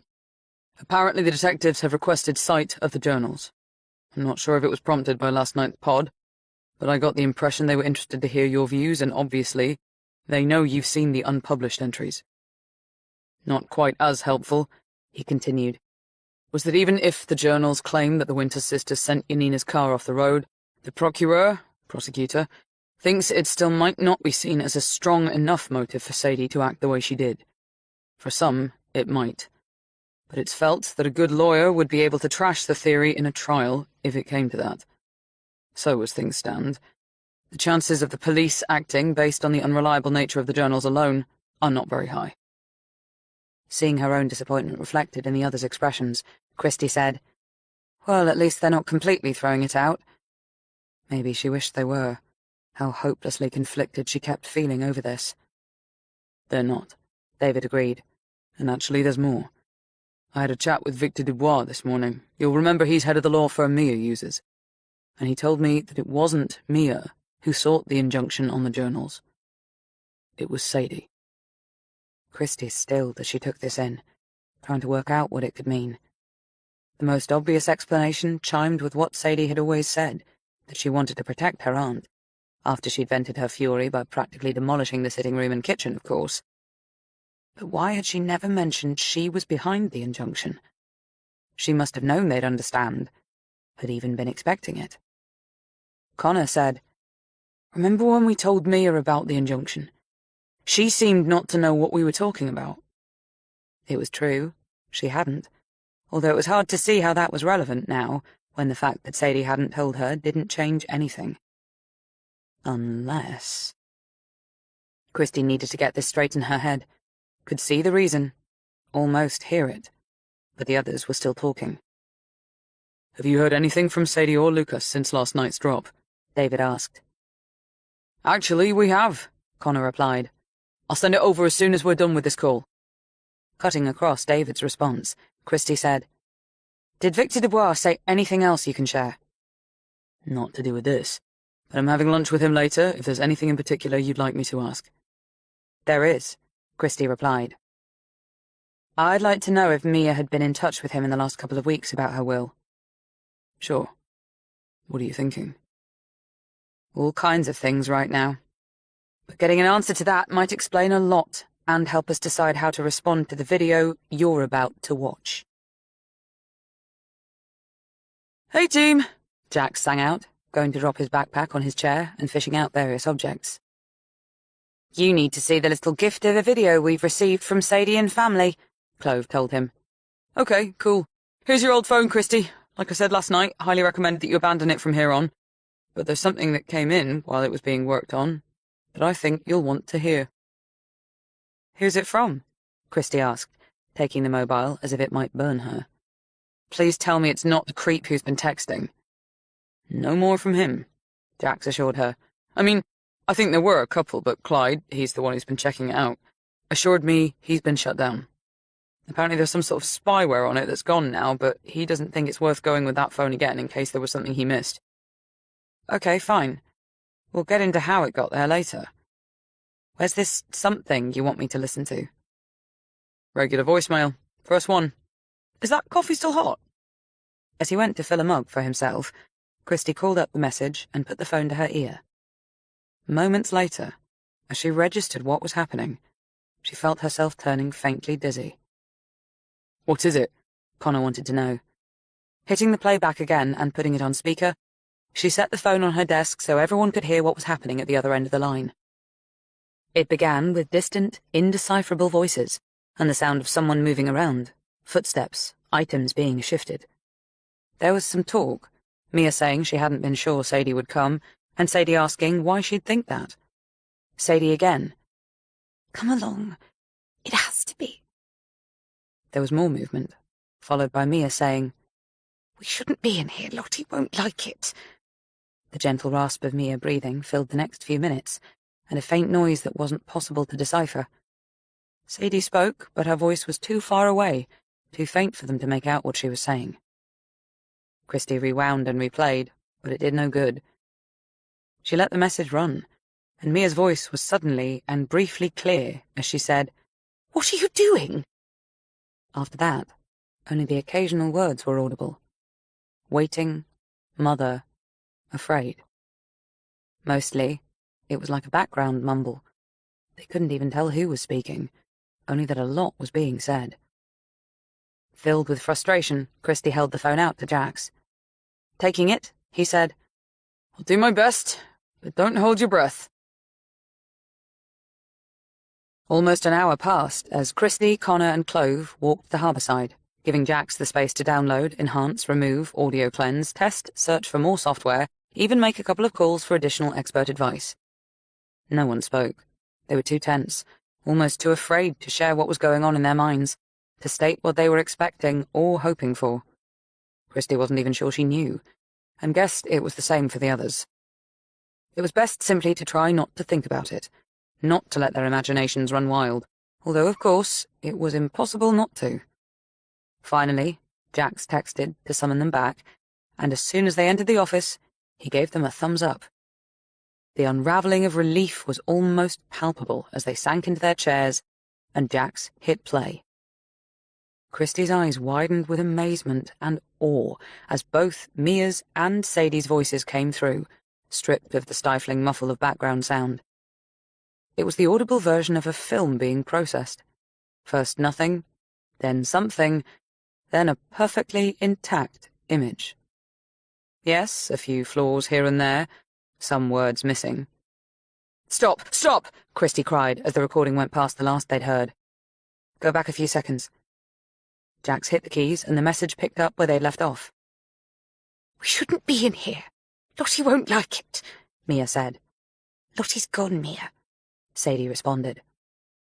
A few moments passed. Mia said, "What are you doing?" Sadie's voice was further away, but clear enough. "Waiting for you to tell me why I'm here." Mia's next words were lost until she said, "So please don't go, Sadie."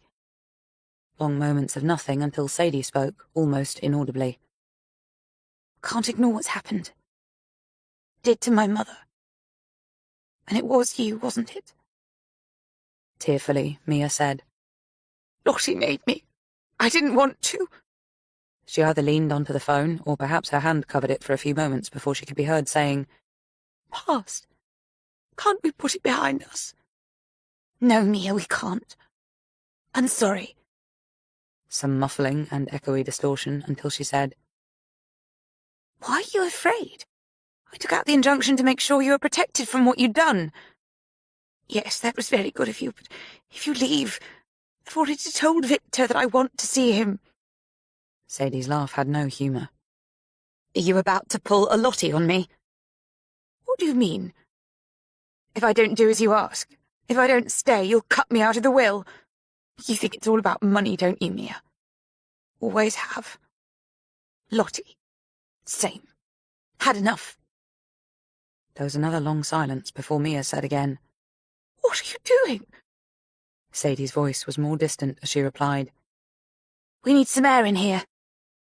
There was the sound of doors unlocking and what was surely wind whooshing into the room. Mia cried, "Sadie, everything's blowing around." Closer now, Sadie said, "I thought you understood that if you changed your will, I would get the injunction lifted, and then everyone would know what you did. I thought you wanted to avoid that, to get away with what you did. And now you're threatening me. Let me go, you're hurting my arm. You could go to prison for what you did to my mother. Maybe you should. Please, Sadie, stop. I don't want... Don't make me go out there." There were the unmistakable sounds of a struggle. Mia sobbing in terror, shouting for Lottie, Sadie grunting with effort, saying, "It's for the best, Mia. You know it is." Then, "I don't want you threatening me anymore. You did it to my mother. Now, see how you like it." And then the terrible, heart-wrenching sound of Mia screaming before the call ended in an abrupt and deadly silence. "Jesus Christ," Christie murmured, clasping her hands to her cheeks. Suspecting was one thing, being proved right another altogether. "I've never heard anything like that before," Clove practically wailed. "It was awful. Shit! I feel like I was there." Clearly still shaken, Connor said, "Maybe there is a God." Christie looked at him. "I think we have the response to Sadie's video," he explained. See how you like it. The words kept going round in Christie's head, along with the horrific image of Mia's final moments. That poor, demented woman trapped for so many years in the guilt of what she'd done to an innocent girl. She was a murderer herself, but had she really deserved to die like that? Had Janina? It was making Christie feel sick and strangely exhausted, weighted by all the lies and deceit, the tragedy and the terrible, inexplicable fate that had bound them all together. The note Janina had tucked into her little girl's pocket all those years ago. "I know you are good people. Please take care of her until I can come back for her." It was too tragic, too awful to think of what had happened when she had come back. Janina and Sadie, Lottie and Mia. In a sane world, they'd never have known one another. In that same sane world, Sadie would never have been born. Lottie might have made a life with Robert. Mia might have found someone to love her in the end, and she, Christy, might not be feeling so wretchedly, painfully mixed up about her own feelings for the girl who had never had the chance to know her mother. Being so close to her own daughter, and in no doubt about how much Yanina had loved Sadie, it was tormenting Christy to think of what Sadie had missed out on, and what was likely to happen to her now. Christy? Connor said quietly. She looked up, saw his concern, and for one crazy moment she almost told Jax to erase the call. In the end, because she had to, she made herself say, "We don't have a choice. We need to send it to the police." She nodded to Jax, an instruction for him to do the honours. Out of nowhere she thought of Gabe and Lucas, and found herself close to tears. This was going to be so devastating for them that she was already regretting bringing Sadie into their lives. Why did she do it? She asked, barely above a whisper. She had the journals. She was already using them to stop Mia changing her will, and yet she pushed her over anyway. Why? I don't understand it. Because she'd had enough, Connor replied. I'm sure that's what she said. And if there was no more Mia, there would be no more threats, no more anything to stop her from getting and doing exactly what she wanted. Looking up from his computer, Jax said, "It's ready." And they all fell silent as they waited for Christy to give the final instruction to press send. She gave it and closed her eyes. Mia's final moments and Sadie's fate were now in the hands of Guernsey's law enforcement officers. There was no going back. Oddly, unnervingly, 30 or more hours passed with no word from anyone. The silence seemed to have a power all of its own, making them feel as though they were holding their breath, hardly daring to move, as they waited for something to happen. "Someone has to be in touch with us soon," Christy remarked to David over a FaceTime call on Thursday evening.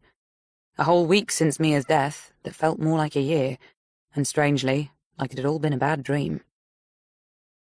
There'd been a lot more police activity in the villa today, he said, and around the cliffs below. Picturing it, wondering what they were hoping to find, she said, "They're surely interviewing Sadie by now. Have you heard anything about that?" No. But I do know that Victor Dubois has already told the police he had an appointment set up with Mia for Friday of this week. Tomorrow, in fact, to discuss a codicil to her will. So it's possible she did mean to cut Sadie off if she refused to stay. "I'm pretty sure that was behind it all," Christy said. Go on, he prompted. "We've wondered if Sadie was playing us right from the start. She lied about the pages, remember? But I think she really was just foolish where they were concerned. No, I'm certain everything changed for her when she read the journals to Mia and let rip with her fury. At some point then, or shortly after, she began to realize how useful the journals could be if she took out an injunction that she could hold over Mia. The journals, or the incriminating parts of them, would never be made public as long as Mia never changed her will. And it would probably have worked if Mia hadn't gone ahead and threatened to cut her off again, as she did that night. Whether Sadie decided in that moment to put an end to the threats once and for all, or whether she went to the villa already knowing, even fearing, what she was going to do, I guess only she knows. But whichever way you look at it, I'm sure in the end it was every bit as much about the money as it was about revenge. David audibly sucked in air as he considered her thoughts. Finally, he said, I can see it. I only wish I couldn't. Are you going to share this with the police? If I'm asked to, but I'm not sure they need anything from me now. The pocket dial speaks for itself. That's true. I don't suppose Gabe or Lucas have been in touch since they sent the video. No, but I wouldn't expect them to be. And the video's lost all its power now anyway. Or it will, once it's known Sadie's under investigation for murder. Glancing up as Aidan came into the flat, Christy said, My son has just turned up looking very wet and hungry, so I'd better feed him. Are you still coming tomorrow? Of course. I should be in Bristol by 6 at the latest. Great. Jodie and Connor have invited us for a bite to eat, so maybe take a taxi straight there. By the time David arrived the following evening, there was still no word out of Guernsey, Not from the police, nor Sadie and her family, nor any of David's contacts. You'd have thought someone would want to speak to us by now, Connor remarked, putting a drink in David's hand, as Christie gave a pained look and pointed at the phone while mouthing, Matthew. We've been discussing doing another pod, Connor continued, gesturing for David to sit down. but we can't use the phone call at this stage. Probably at any stage if it ends up being needed in court, and it obviously will be, given everything's going to swing on it. Jodie's upstairs with the baby, down any minute. Sounds like Dad's got himself in another fuck-up, Aidan commented, glancing up from his homework to give David a wave of welcome. Good to see you. You too, David responded. Connor said, Doesn't feel right leaving everything hanging like this, but unless there's an arrest, there's still a charge. We've got nowhere to go, nothing new to say. Series over. I don't suppose Anna's spoken to Sadie by any chance? David shook his head. She stopped taking Anna's calls on Wednesday, and since Anna heard Mia's message, I hope you don't mind me sharing. I think we can trust her. She's given up trying. I left another message with my contact at Police HQ on the way here. But he either doesn't know what's going on, or he's not in a position to tell me anything yet. You know what we keep wondering, Aidan piped up, is whether or not Gabe and Lucas still believe Sadie's story. You know, that Mia jumped.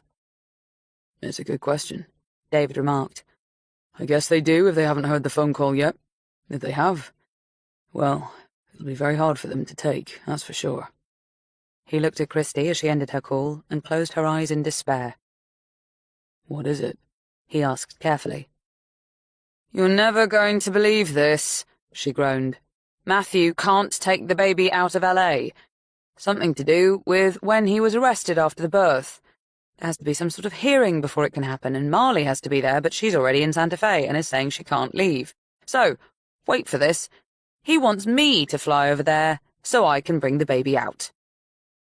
David's eyes widened. Don't worry, I told him I have no intention of being arrested for attempted kidnap or anything like it, and there's no guarantee that won't happen, especially if he, Matthew, is with me. He's suggesting we take different flights, but I've told him that he has to take a reality check and sort this out for himself because I am going to Amanjena next week. Where? Aidan asked, all ears. Morocco, David answered, still looking at Christie. That soon, huh? She shrugged. Why not? If the police want to question me, I'll be just as contactable over there. Presuming we want to be, and maybe we don't. Hang on, Aidan interrupted. Does this leave me going to LA to bail out Dad? I wouldn't mind. I mean, LA's great. But I'm kind of busy right now with Mox and everything. Dad's a grown-up, Christie reminded him. Or he sometimes pretends to be, and so, as I said just now, he has to sort this out for himself. Cool. So, who's going to take care of me if you're off to Morocco? Christie regarded him askance. You're 16 years old, and you can cook. You're also very welcome to stay here, Jodie told him, coming into the room. So, what have I missed? Dad's up Ship Creek again, Aidan told her. And Mum and David are planning some sort of romantic... Ah, here's Dad now. Just knew he'd call me as soon as Mum knocked him back. He clicked to answer the phone. Hey, my man, how's it hanging with the bear? As the others laughed, Christie rolled her eyes and said to Connor, Are you okay with me going away next week? Presuming we can get into the Amman resort, she added to David. We'll try, he told her. That's fine, Connor replied. You just leave all the police inquiries to me, not to mention working the press with Iz. She'll probably want to hold my hand through every interview. Christie grimaced. You're right, I shouldn't just take off. He's winding you up, Jodie broke in. And anyway, isn't it about time Clove and Jax got some public recognition for all they do? So why not rope them in for some of the media gigs? We're seeing Iz tomorrow, Christie said, so we can discuss it with her then. In principle, I think it's a great idea, although I think Clove might be more up for it than Jax. Out of interest, Jodie said, curling into an armchair with a soda. How much is Sadie likely to inherit if things happen to go her way? They can't go her way, Connor objected. It's just not possible now. Unless some clever bastard lawyer is managing to pull something out the hat even as we speak, and that's why nothing seems to be happening. We can't rule it out, David responded. In fact, it's highly likely. To Jodie, he said, I don't have any details, but it could be somewhere in the region of 40, even 50 million. Wow! Aidan gasped as Jodie choked on her drink.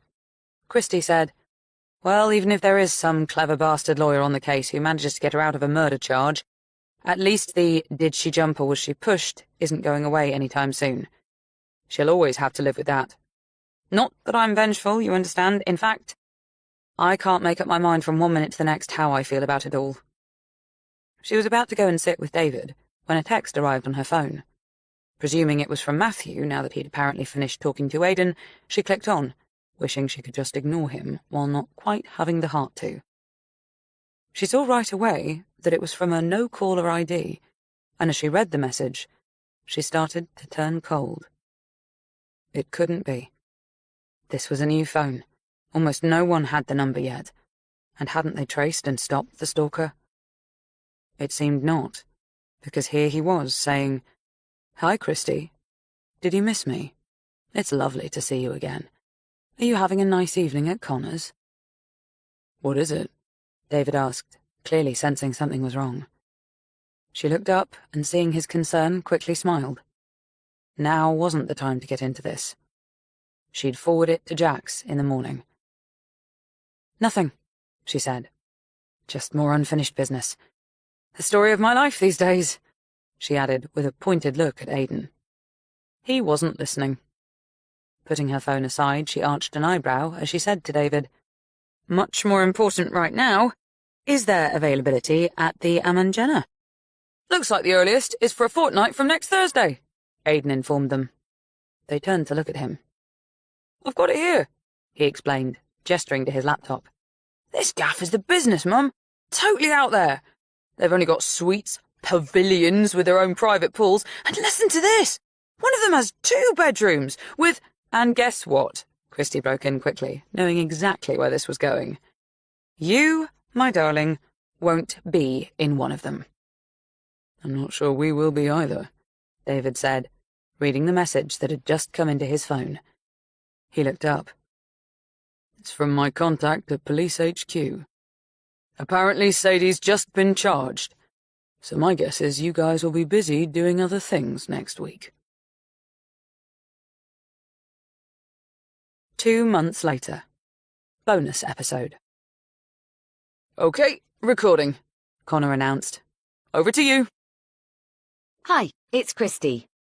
It's Connor, and welcome to this bonus episode of Who's That Girl? A lot has happened since the series officially ended, but I'm afraid we haven't been in a position to share anything with you until now. Legal reasons, you understand?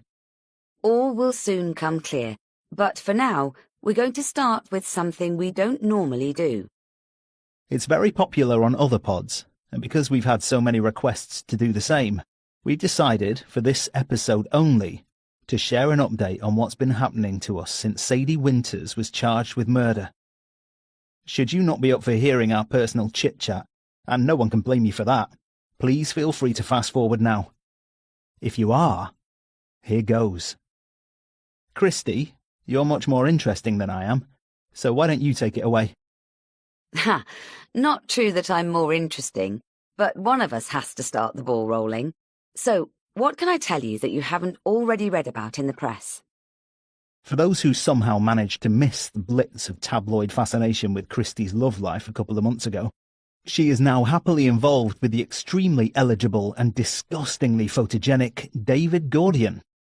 You might remember him from our series Nothing to See Here, in which he was proved not to have committed a triple murder.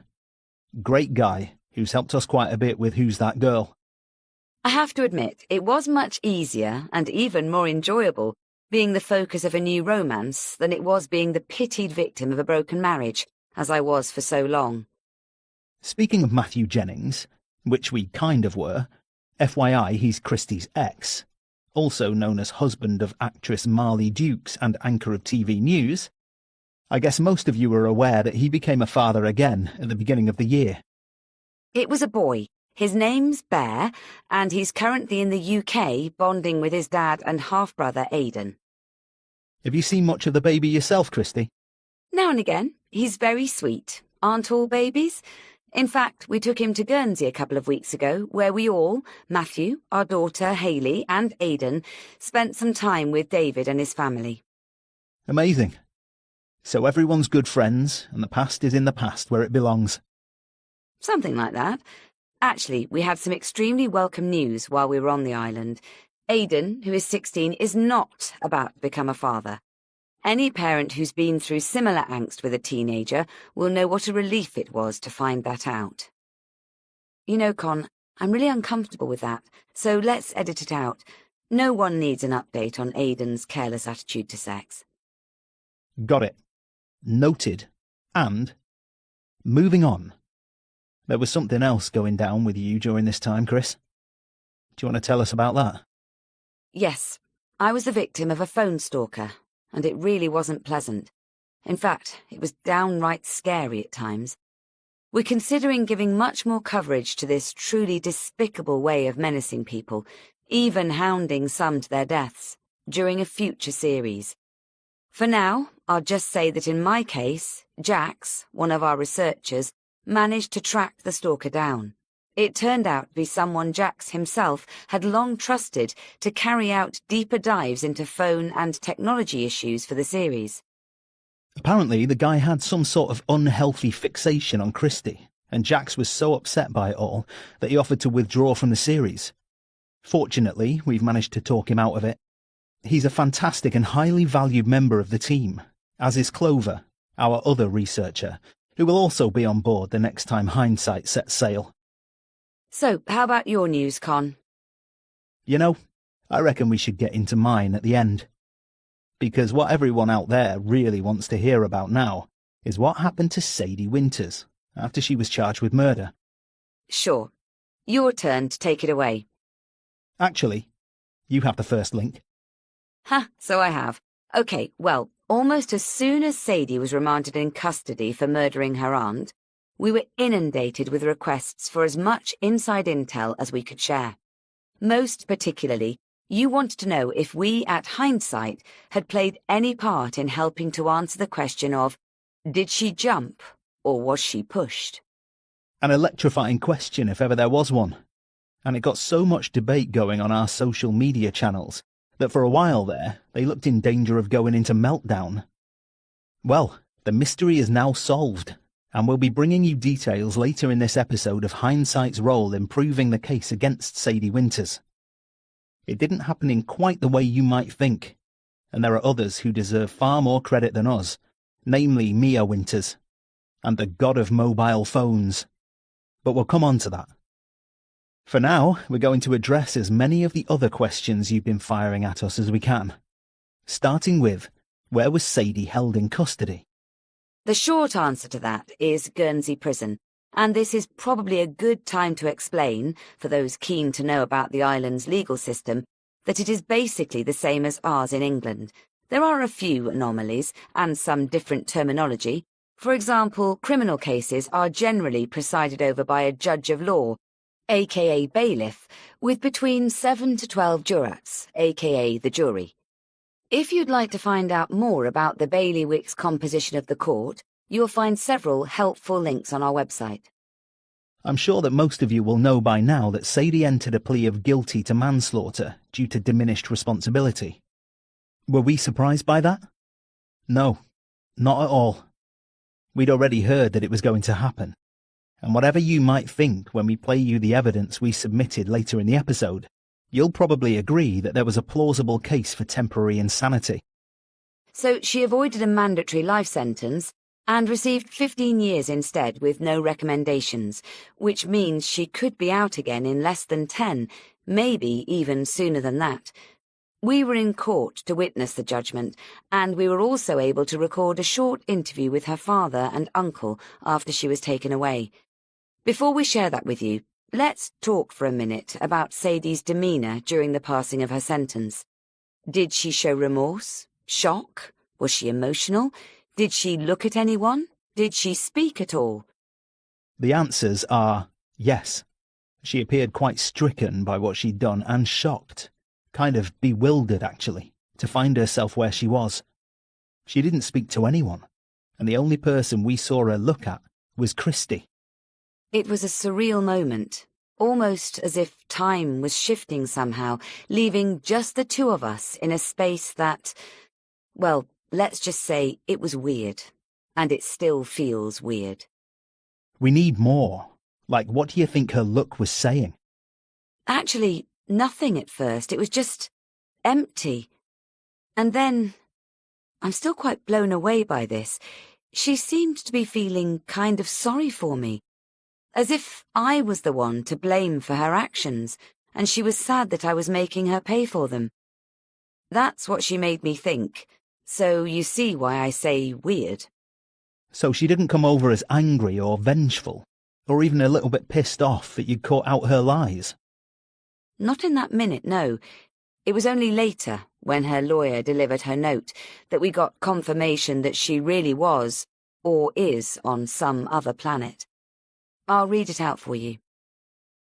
Christy, I realise now that I should never have trusted you, but we all make mistakes. Being as vulnerable as I was at the time I came to you with an overwhelming need to find my true family, I was perhaps more prone to making them than most.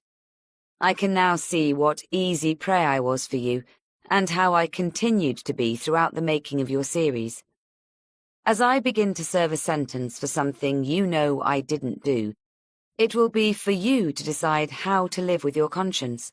Perhaps you don't have one, so there will be no inner struggle for you. Can I preempt any request you might be considering for an interview with me by saying, without trust, there can be no further contact? Sasha. Wow. Kind of powerful. Definitely delusional.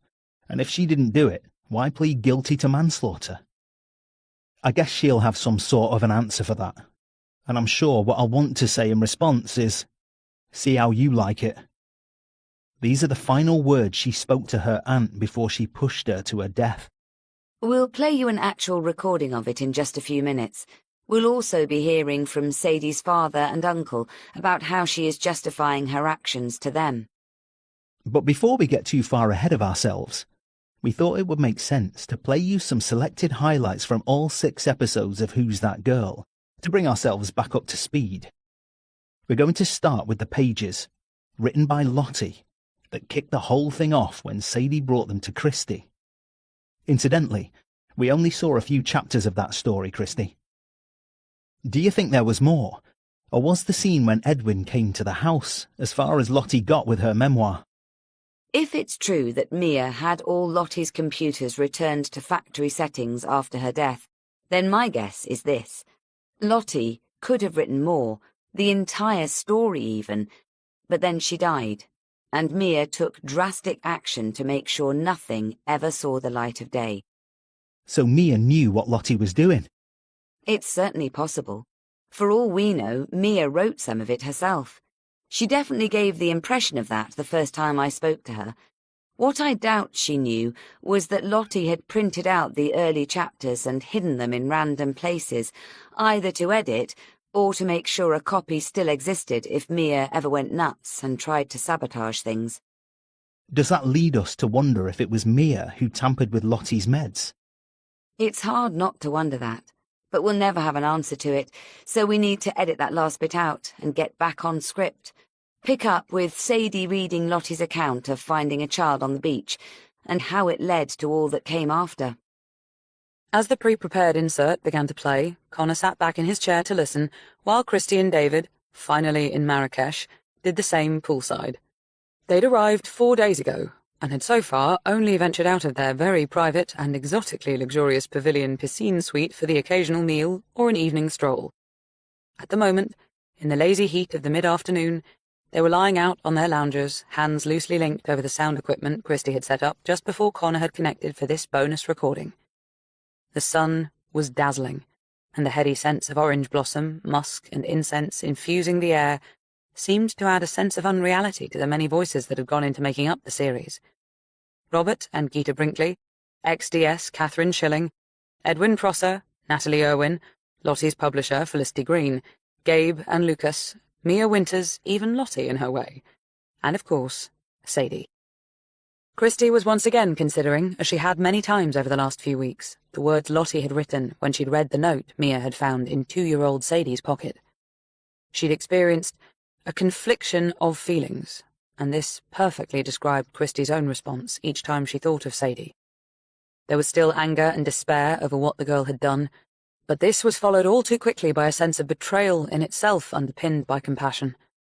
Sometimes she found herself recalling only the affection she'd felt for the girl, the empathy that had allowed her to connect with her confusion and need, that made her want to turn back the clock and make things right. Without even knowing it, she'd developed a maternal sort of feeling towards Sadie, with all the complexity and challenges that entailed.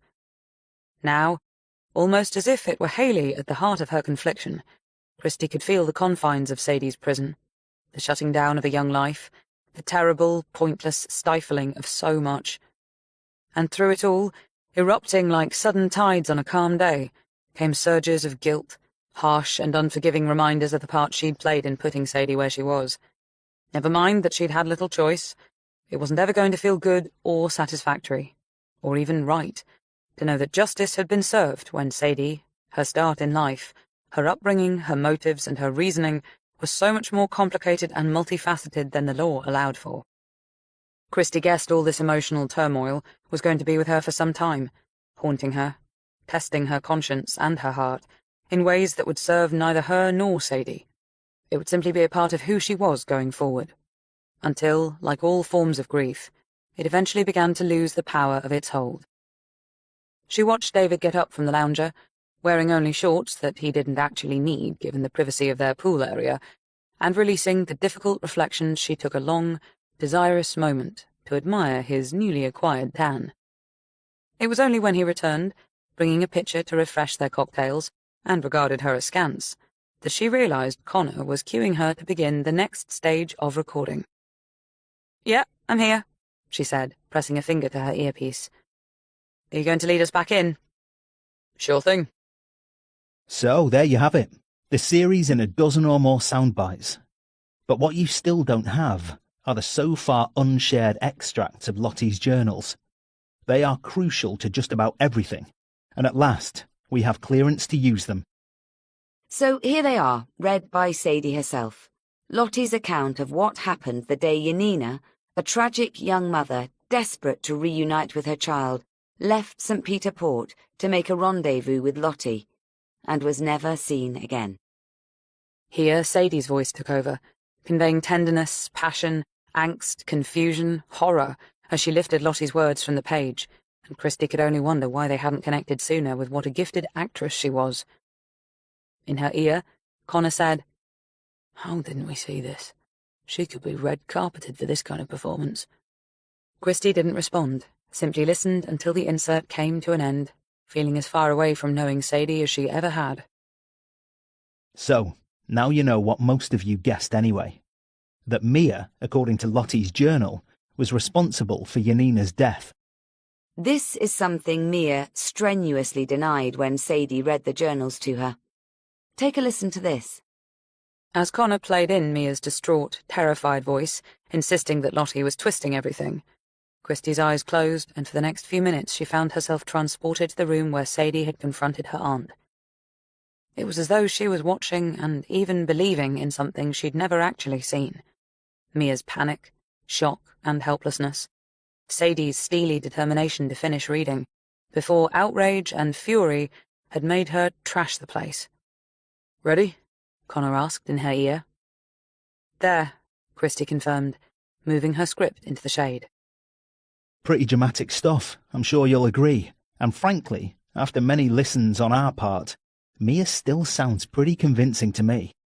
So you think Lottie purposefully lied in her journals to cast Mia as the villain of the piece? That's the trouble. I'm not sure I do believe that. On this, I tend to agree with Sadie, that to whatever degree, they were both responsible.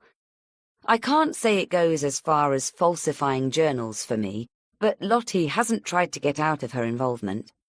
She writes about sending Yanina to Sark View House, and she clearly knew about Yanina's death at the time it happened, so she's every bit as guilty as Mia. OK, so it was both of them. I think we can all get on board for that. Let's move on to what came next. Something neither of us will ever forget. That horrifying scene when we went into Mia's house to find the kitchen and sitting room trashed, and her sat right under a noose. Jesus, that's an image I don't think will ever leave me. We couldn't record any of it. Mia refused to allow it, but we did describe it in episode 5, and made it pretty clear there that Mia wasn't flying with many feathers in her wings by then, if she ever really was. And I think we can conclude that Sadie reading out the journals pushed her aunt even closer to the edge. Did she know that would happen? It seems reasonable to conclude that she did. At least on some level, given how well she knew her aunt, and her various eccentricities, as she called them. So we move closer to Sadie's decision to make her aunt pay for her mother's death with her own life, and in the same way. She could, of course, simply have handed the journals to the police and let the law take its course. God knows prison, or a secure mental facility would have been a severe enough punishment for Mia. It would have been the end of everything for her, and Sadie would well deserve to take control of the Winters' fortune, in the court of public opinion at least. But, and it's a really big but here, for as long as Mia remained alive, there was always a chance she could be deemed fit enough to change her will and cut Sadie out completely. Meaning Sadie would lose out on upward of 40 million quid. Nice if you can get it. So, to make sure Mia didn't even think about doing anything silly, Sadie acted. It could have been spur of the moment, or maybe it was already planned. We know the court has accepted the former. See what you think as you listen to this next clip. I should point out that it's the recording of a pocket dial from Mia's phone, so it's not always as clear as we might like. But the salient points are, I think you'll all agree after hearing it, that God, or fate, or the universe can move in just as swift and decisive ways as Sadie Winters managed that night. A quick warning before we play it. It is distressing, so please either choose not to listen, or if you feel in need of support after, you can go to our website where you'll find appropriate links. Not wanting to hear Mia's pathetic and helpless cries again, or Sadie's gentle coaxing and horrendously vengeful words at the end, Christie removed her earpiece for the next few minutes. But even as she gazed up at the palm fronds and listened to their rhythmic rustle, she could still hear the disturbing echoes of that final scene. David reached for her hand, and as she turned to him, she watched him listen until he signalled it was time for her to plug back in. It's for the best, Mia. That's what she said. And then those deadly words. See how you like it. As we mentioned just now, if you need help dealing with what you've just heard, please go to our website and click on one of the links we've put there to guide you. So, you now know why Sadie didn't opt for a trial. She'd never have been able to win if she entered a plea of not guilty. So, diminished responsibility won it for her. If you can call 15 years a win. There's a very good chance she'll still be under 40 by the time she comes out. Will she then be able to pick up her massive inheritance and rejoin her family and get on with her life? The answer to that is no, she won't. Whatever's left after the other beneficiaries have been paid out will go to the Crown. Although I imagine it'll be the subject of countless lawsuits before that happens. And maybe, in the end, once the lawyers have claimed their share, something will go to her. So, the bottom line is she will not be able to profit from her crime, or certainly not in the way she presumably hoped to. Or did she? I never got the impression she was driven by money, but there again, with so much at stake, I don't think we can rule it out. More likely there was a whole slew of complex and conflicting emotions playing into her motives that probably even she couldn't identify if asked. Anyway, I don't think we need to worry about her financial security. I'm sure she'll find herself a book and TV deal somewhere down the line, and, as we know, her father and uncle aren't exactly broke. Quite the reverse, in fact. This is true, but it isn't their wealth that makes them stand out for us, and it certainly has nothing to do with why we've kept their interview to the end. It's how hurt they have been by all this that's probably moved us the most. And how determined they are, in spite of everything, to stand by Sadie. Here's what they had to say the day after she was sentenced. This time Christie listened as the insert was played, staring at the gently rippling pool in front of her, glazed by sunlight, sprinkled with blossom. She wondered what Gabe and Lucas might be doing now. Were they still in Guernsey? Or had they flown back to Florida for a while? Thanks for agreeing to talk to us. I realise this is a very difficult time for you, and not at all what you were expecting when we came to you back in February with the news that Sadie, Sasha, was alive and looking for you. I won't deny that the events of the past few months have delivered us a number of terrible blows. We were so happy to have found our dear Sasha, and to start making plans for a future with her. We are still making those plans, and we shall continue to for as long as she is compelled to stay where she is. She knows, and we would like your listeners to know also, that we have no intention of abandoning her. She is Gabe and Janina's daughter, my niece, and as such, she will always have our love and loyalty, and our full understanding of why she was driven in a moment of utter despair and confusion to act as she did. I know the recording you have paints her in a damning light, but that is because most people won't understand what was happening to her at the time. What had been happening for years under the influence of her aunts. They were a malevolent force in many ways. Iron fists in velvet gloves, master manipulators of truth and lies. So much so that after discovering the journals, Sasha found herself unable to think straight. You know yourselves that Mia was suicidal, and the most likely reason for that was guilt. She knew what she'd done was a terrible, wicked thing, and no matter how much she gave Janina's daughter, she could never make up for what she and her sister had taken from her. It was tormenting her, crushing her from within. And to hear Sasha speak about it, it's clear it was doing the same to her. She was stifled by her aunt's deceptions and constant refusal to tell her who she really was, and by the threats they repeatedly made to cut her out of their wills if she didn't stop trying to find out about her past. I ask you, how can anyone be relied on to behave rationally when they're under so much pressure, and for so long? When all they want is to know the truth, and it is always denied. Sasha has a good and kind heart. She is like both her parents in that respect. It was only in Mia's final moments that nurture overcame nature and made our dear Sasha behave like one of her aunts. We are intending to relocate to Guernsey to be close to Sasha until such time as she can join us in the States.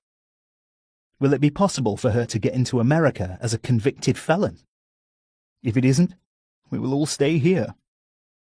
So there you have Sadie's father's final words to us on the subject of his daughter.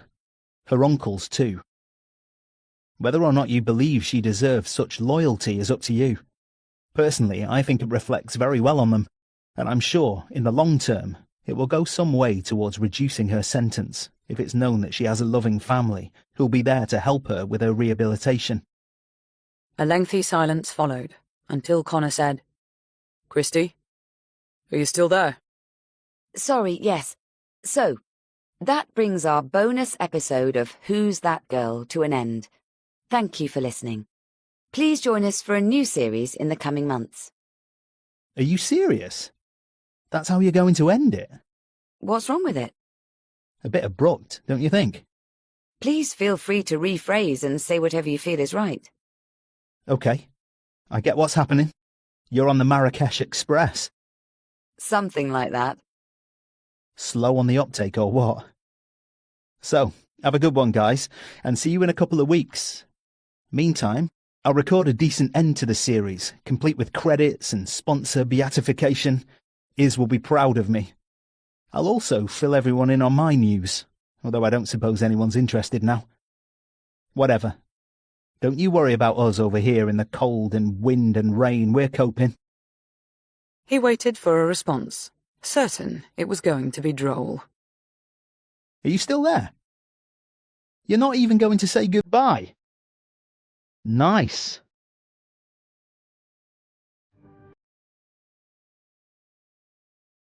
Belinda and HarperCollins hope you enjoyed the reading of Don't Believe a Word by Susan Lewis. Read by Kristen Atherton, Mark Meadows, Oliver Hembrough, Lucy Price-Lewis, and Catherine Walker-Booth. If you want to hear more about our award-winning range of audiobook titles, please visit us online at shop.belinda.com or be inspired by our story at belinda.com. Thank you for listening, and always take a Belinda audiobook with you. Text copyright 2025. Production copyright 2025 by HarperCollins Publishers. All rights reserved.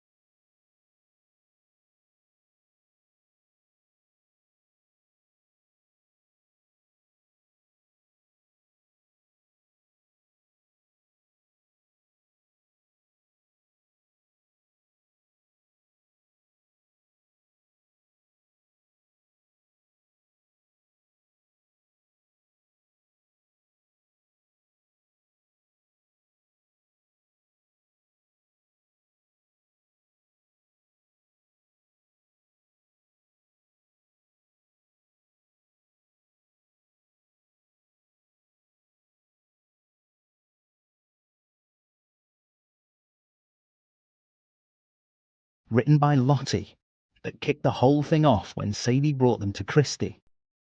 Incidentally, we only saw a few chapters of that story, Christie. Do you think there was more? Or was the scene when Edwin came to the house as far as Lottie got with her memoir? If it's true that Mia had all Lottie's computers returned to factory settings after her death, then my guess is this. Lottie could have written more, the entire story even, but then she died, and Mia took drastic action to make sure nothing ever saw the light of day. So Mia knew what Lottie was doing.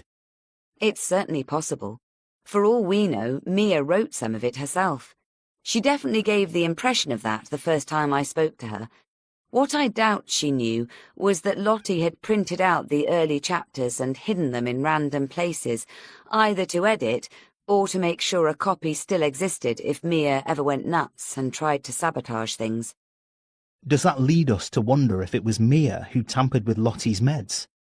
It's hard not to wonder that, but we'll never have an answer to it, so we need to edit that last bit out and get back on script. Pick up with Sadie reading Lottie's account of finding a child on the beach, and how it led to all that came after. As the pre-prepared insert began to play, Connor sat back in his chair to listen, while Christy and David, finally in Marrakesh, did the same poolside. They'd arrived 4 days ago, and had so far only ventured out of their very private and exotically luxurious pavilion piscine suite for the occasional meal or an evening stroll. At the moment, in the lazy heat of the mid-afternoon, they were lying out on their loungers, hands loosely linked over the sound equipment Christy had set up just before Connor had connected for this bonus recording. The sun was dazzling, and the heady scents of orange blossom, musk, and incense infusing the air seemed to add a sense of unreality to the many voices that had gone into making up the series. Robert and Gita Brinkley, XDS Catherine Schilling, Edwin Prosser, Natalie Irwin, Lottie's publisher Felicity Green, Gabe and Lucas, Mia Winters, even Lottie in her way, and of course, Sadie. Christy was once again considering, as she had many times over the last few weeks, the words Lottie had written when she'd read the note Mia had found in 2-year-old Sadie's pocket.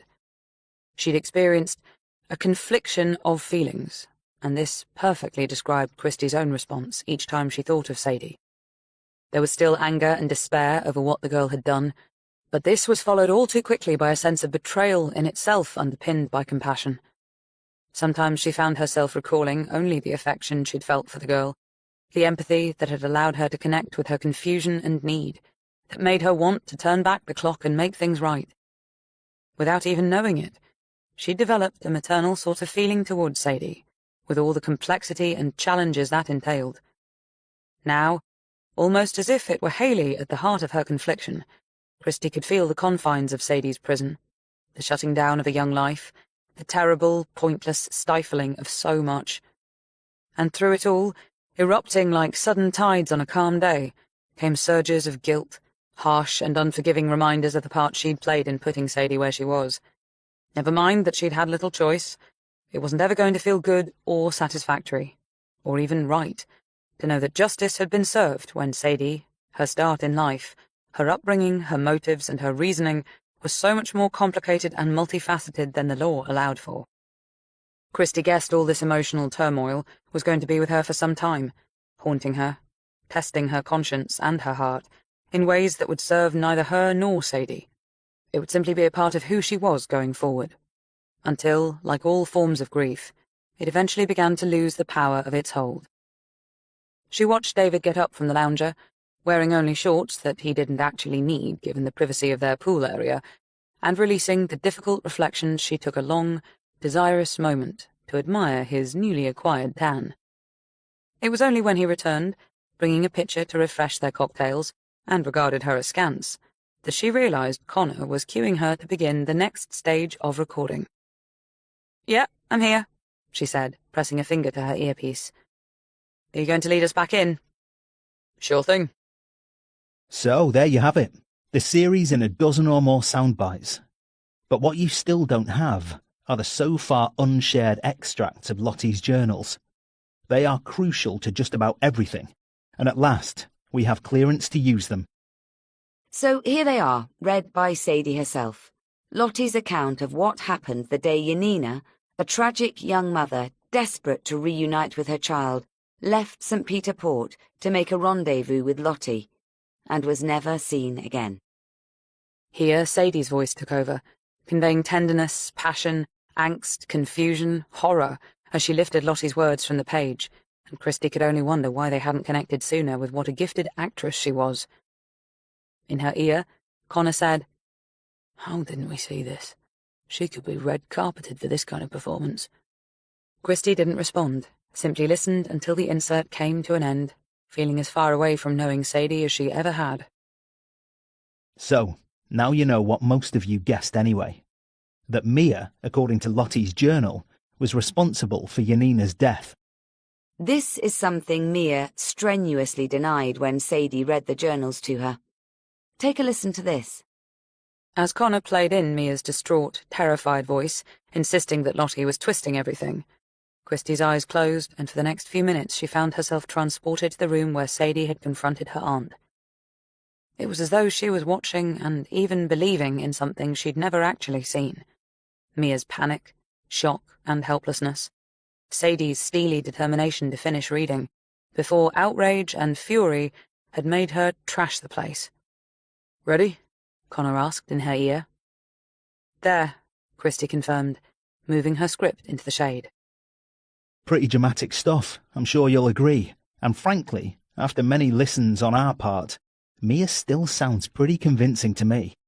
So you think Lottie purposefully lied in her journals to cast Mia as the villain of the piece? That's the trouble. I'm not sure I do believe that. On this, I tend to agree with Sadie, that to whatever degree, they were both responsible. I can't say it goes as far as falsifying journals for me, but Lottie hasn't tried to get out of her involvement. She writes about sending Yanina to Sark View House, and she clearly knew about Yanina's death at the time it happened, so she's every bit as guilty as Mia. OK, so it was both of them. I think we can all get on board for that. Let's move on to what came next, something neither of us will ever forget. That horrifying scene when we went into Mia's house to find the kitchen and sitting room trashed, and her sat right under a noose. Jesus, that's an image I don't think will ever leave me. We couldn't record any of it. Mia refused to allow it, but we did describe it in episode 5, and made it pretty clear there that Mia wasn't flying with many feathers in her wings by then, if she ever really was. And I think we can conclude that Sadie reading out the journals pushed her aunt even closer to the edge. Did she know that would happen? It seems reasonable to conclude that she did. At least on some level, given how well she knew her aunt, and her various eccentricities, as she called them. So we move closer to Sadie's decision to make her aunt pay for her mother's death with her own life, and in the same way. She could, of course, simply have handed the journals to the police and let the law take its course. God knows prison, or a secure mental facility would have been a severe enough punishment for Mia. It would have been the end of everything for her, and Sadie would well deserve to take control of the Winters' fortune, in the court of public opinion at least. But, and it's a really big but here, for as long as Mia remained alive, there was always a chance she could be deemed fit enough to change her will and cut Sadie out completely. Meaning Sadie would lose out on upward of 40 million quid. Nice if you can get it. So, to make sure Mia didn't even think about doing anything silly, Sadie acted. It could have been spur of the moment, or maybe it was already planned. We know the court has accepted the former. See what you think as you listen to this next clip. I should point out that it's the recording of a pocket dial from Mia's phone, so it's not always as clear as we might like. But the salient points are, I think you'll all agree after hearing it, that God or fate or the universe can move in just as swift and decisive ways as Sadie Winters managed that night. A quick warning before we play it. It is distressing. So please, either choose not to listen, or if you feel in need of support after, you can go to our website where you'll find appropriate links. Not wanting to hear Mia's pathetic and helpless cries again, or Sadie's gentle coaxing and horrendously vengeful words at the end, Christie removed her earpiece for the next few minutes. But even as she gazed up at the palm fronds and listened to their rhythmic rustle, she could still hear the disturbing echoes of that final scene. David reached for her hand, and as she turned to him, she watched him listen until he signalled it was time for her to plug back in. It's for the best, Mia. That's what she said. And then those deadly words. See how you like it. As we mentioned just now, if you need help dealing with what you've just heard, please go to our website and click on one of the links we've put there to guide you. So, you now know why Sadie didn't opt for a trial. She'd never have been able to win if she entered a plea of not guilty. So, diminished responsibility won it for her. If you can call 15 years a win. There's a very good chance she'll still be under 40 by the time she comes out. Will she then be able to pick up her massive inheritance and rejoin her family and get on with her life? The answer to that is no, she won't. Whatever's left after the other beneficiaries have been paid out will go to the Crown. Although I imagine it'll be the subject of countless lawsuits before that happens. And maybe, in the end, once the lawyers have claimed their share, something will go to her. So, the bottom line is she will not be able to profit from her crime, or certainly not in the way she presumably hoped to. Or did she? I never got the impression she was driven by money, but there again, with so much at stake, I don't think we can rule it out. More likely there was a whole slew of complex and conflicting emotions playing into her motives that probably even she couldn't identify if asked. Anyway, I don't think we need to worry about her financial security. I'm sure she'll find herself a book and TV deal somewhere down the line, and, as we know, her father and uncle aren't exactly broke. Quite the reverse, in fact. This is true, but it isn't their wealth that makes them stand out for us, and it certainly has nothing to do with why we've kept their interview to the end.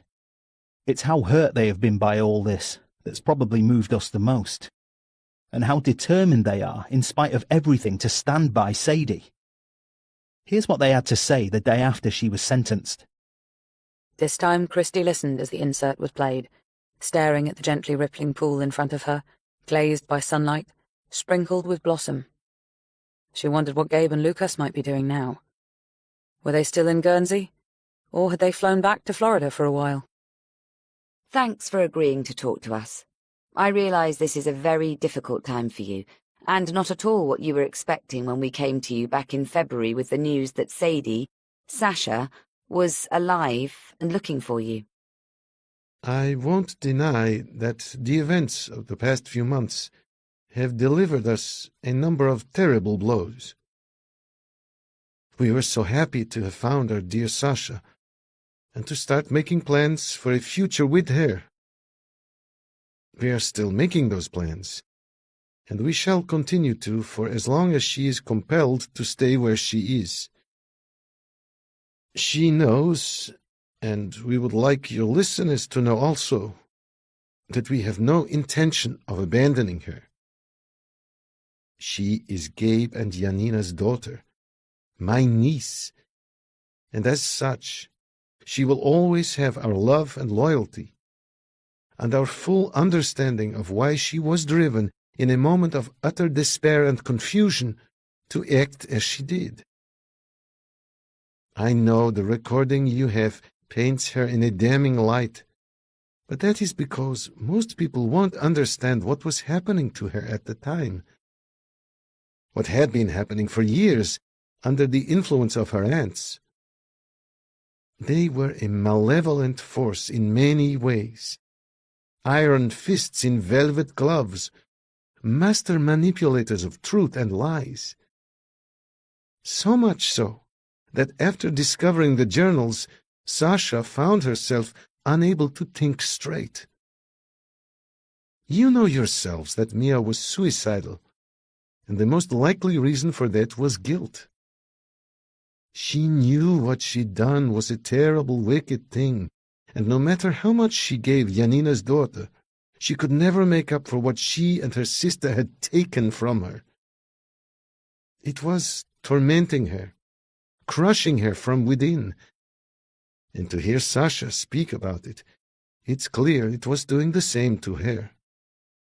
She was stifled by her aunt's deceptions and constant refusal to tell her who she really was, and by the threats they repeatedly made to cut her out of their wills if she didn't stop trying to find out about her past. I ask you, how can anyone be relied on to behave rationally when they're under so much pressure and for so long? When all they want is to know the truth, and it is always denied. Sasha has a good and kind heart. She is like both her parents in that respect. It was only in Mia's final moments that nurture overcame nature and made our dear Sasha behave like one of her aunts. We are intending to relocate to Guernsey to be close to Sasha until such time as she can join us in the States. Will it be possible for her to get into America as a convicted felon? If it isn't, we will all stay here. So there you have Sadie's father's final words to us on the subject of his daughter. Her uncle's too. Whether or not you believe she deserves such loyalty is up to you. Personally, I think it reflects very well on them, and I'm sure, in the long term, it will go some way towards reducing her sentence if it's known that she has a loving family who'll be there to help her with her rehabilitation. A lengthy silence followed, until Connor said, "Christy, are you still there?" Sorry, yes. So, that brings our bonus episode of Who's That Girl to an end. Thank you for listening. Please join us for a new series in the coming months. Are you serious? That's how you're going to end it? What's wrong with it? A bit abrupt, don't you think? Please feel free to rephrase and say whatever you feel is right. Okay, I get what's happening. You're on the Marrakesh Express. Something like that. Slow on the uptake or what? So, have a good one, guys, and see you in a couple of weeks. Meantime, I'll record a decent end to the series, complete with credits and sponsor beatification. Iz will be proud of me. I'll also fill everyone in on my news, although I don't suppose anyone's interested now. Whatever.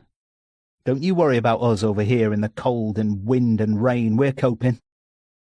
He waited for a response, certain it was going to be droll. Are you still there? You're not even going to say goodbye? Nice.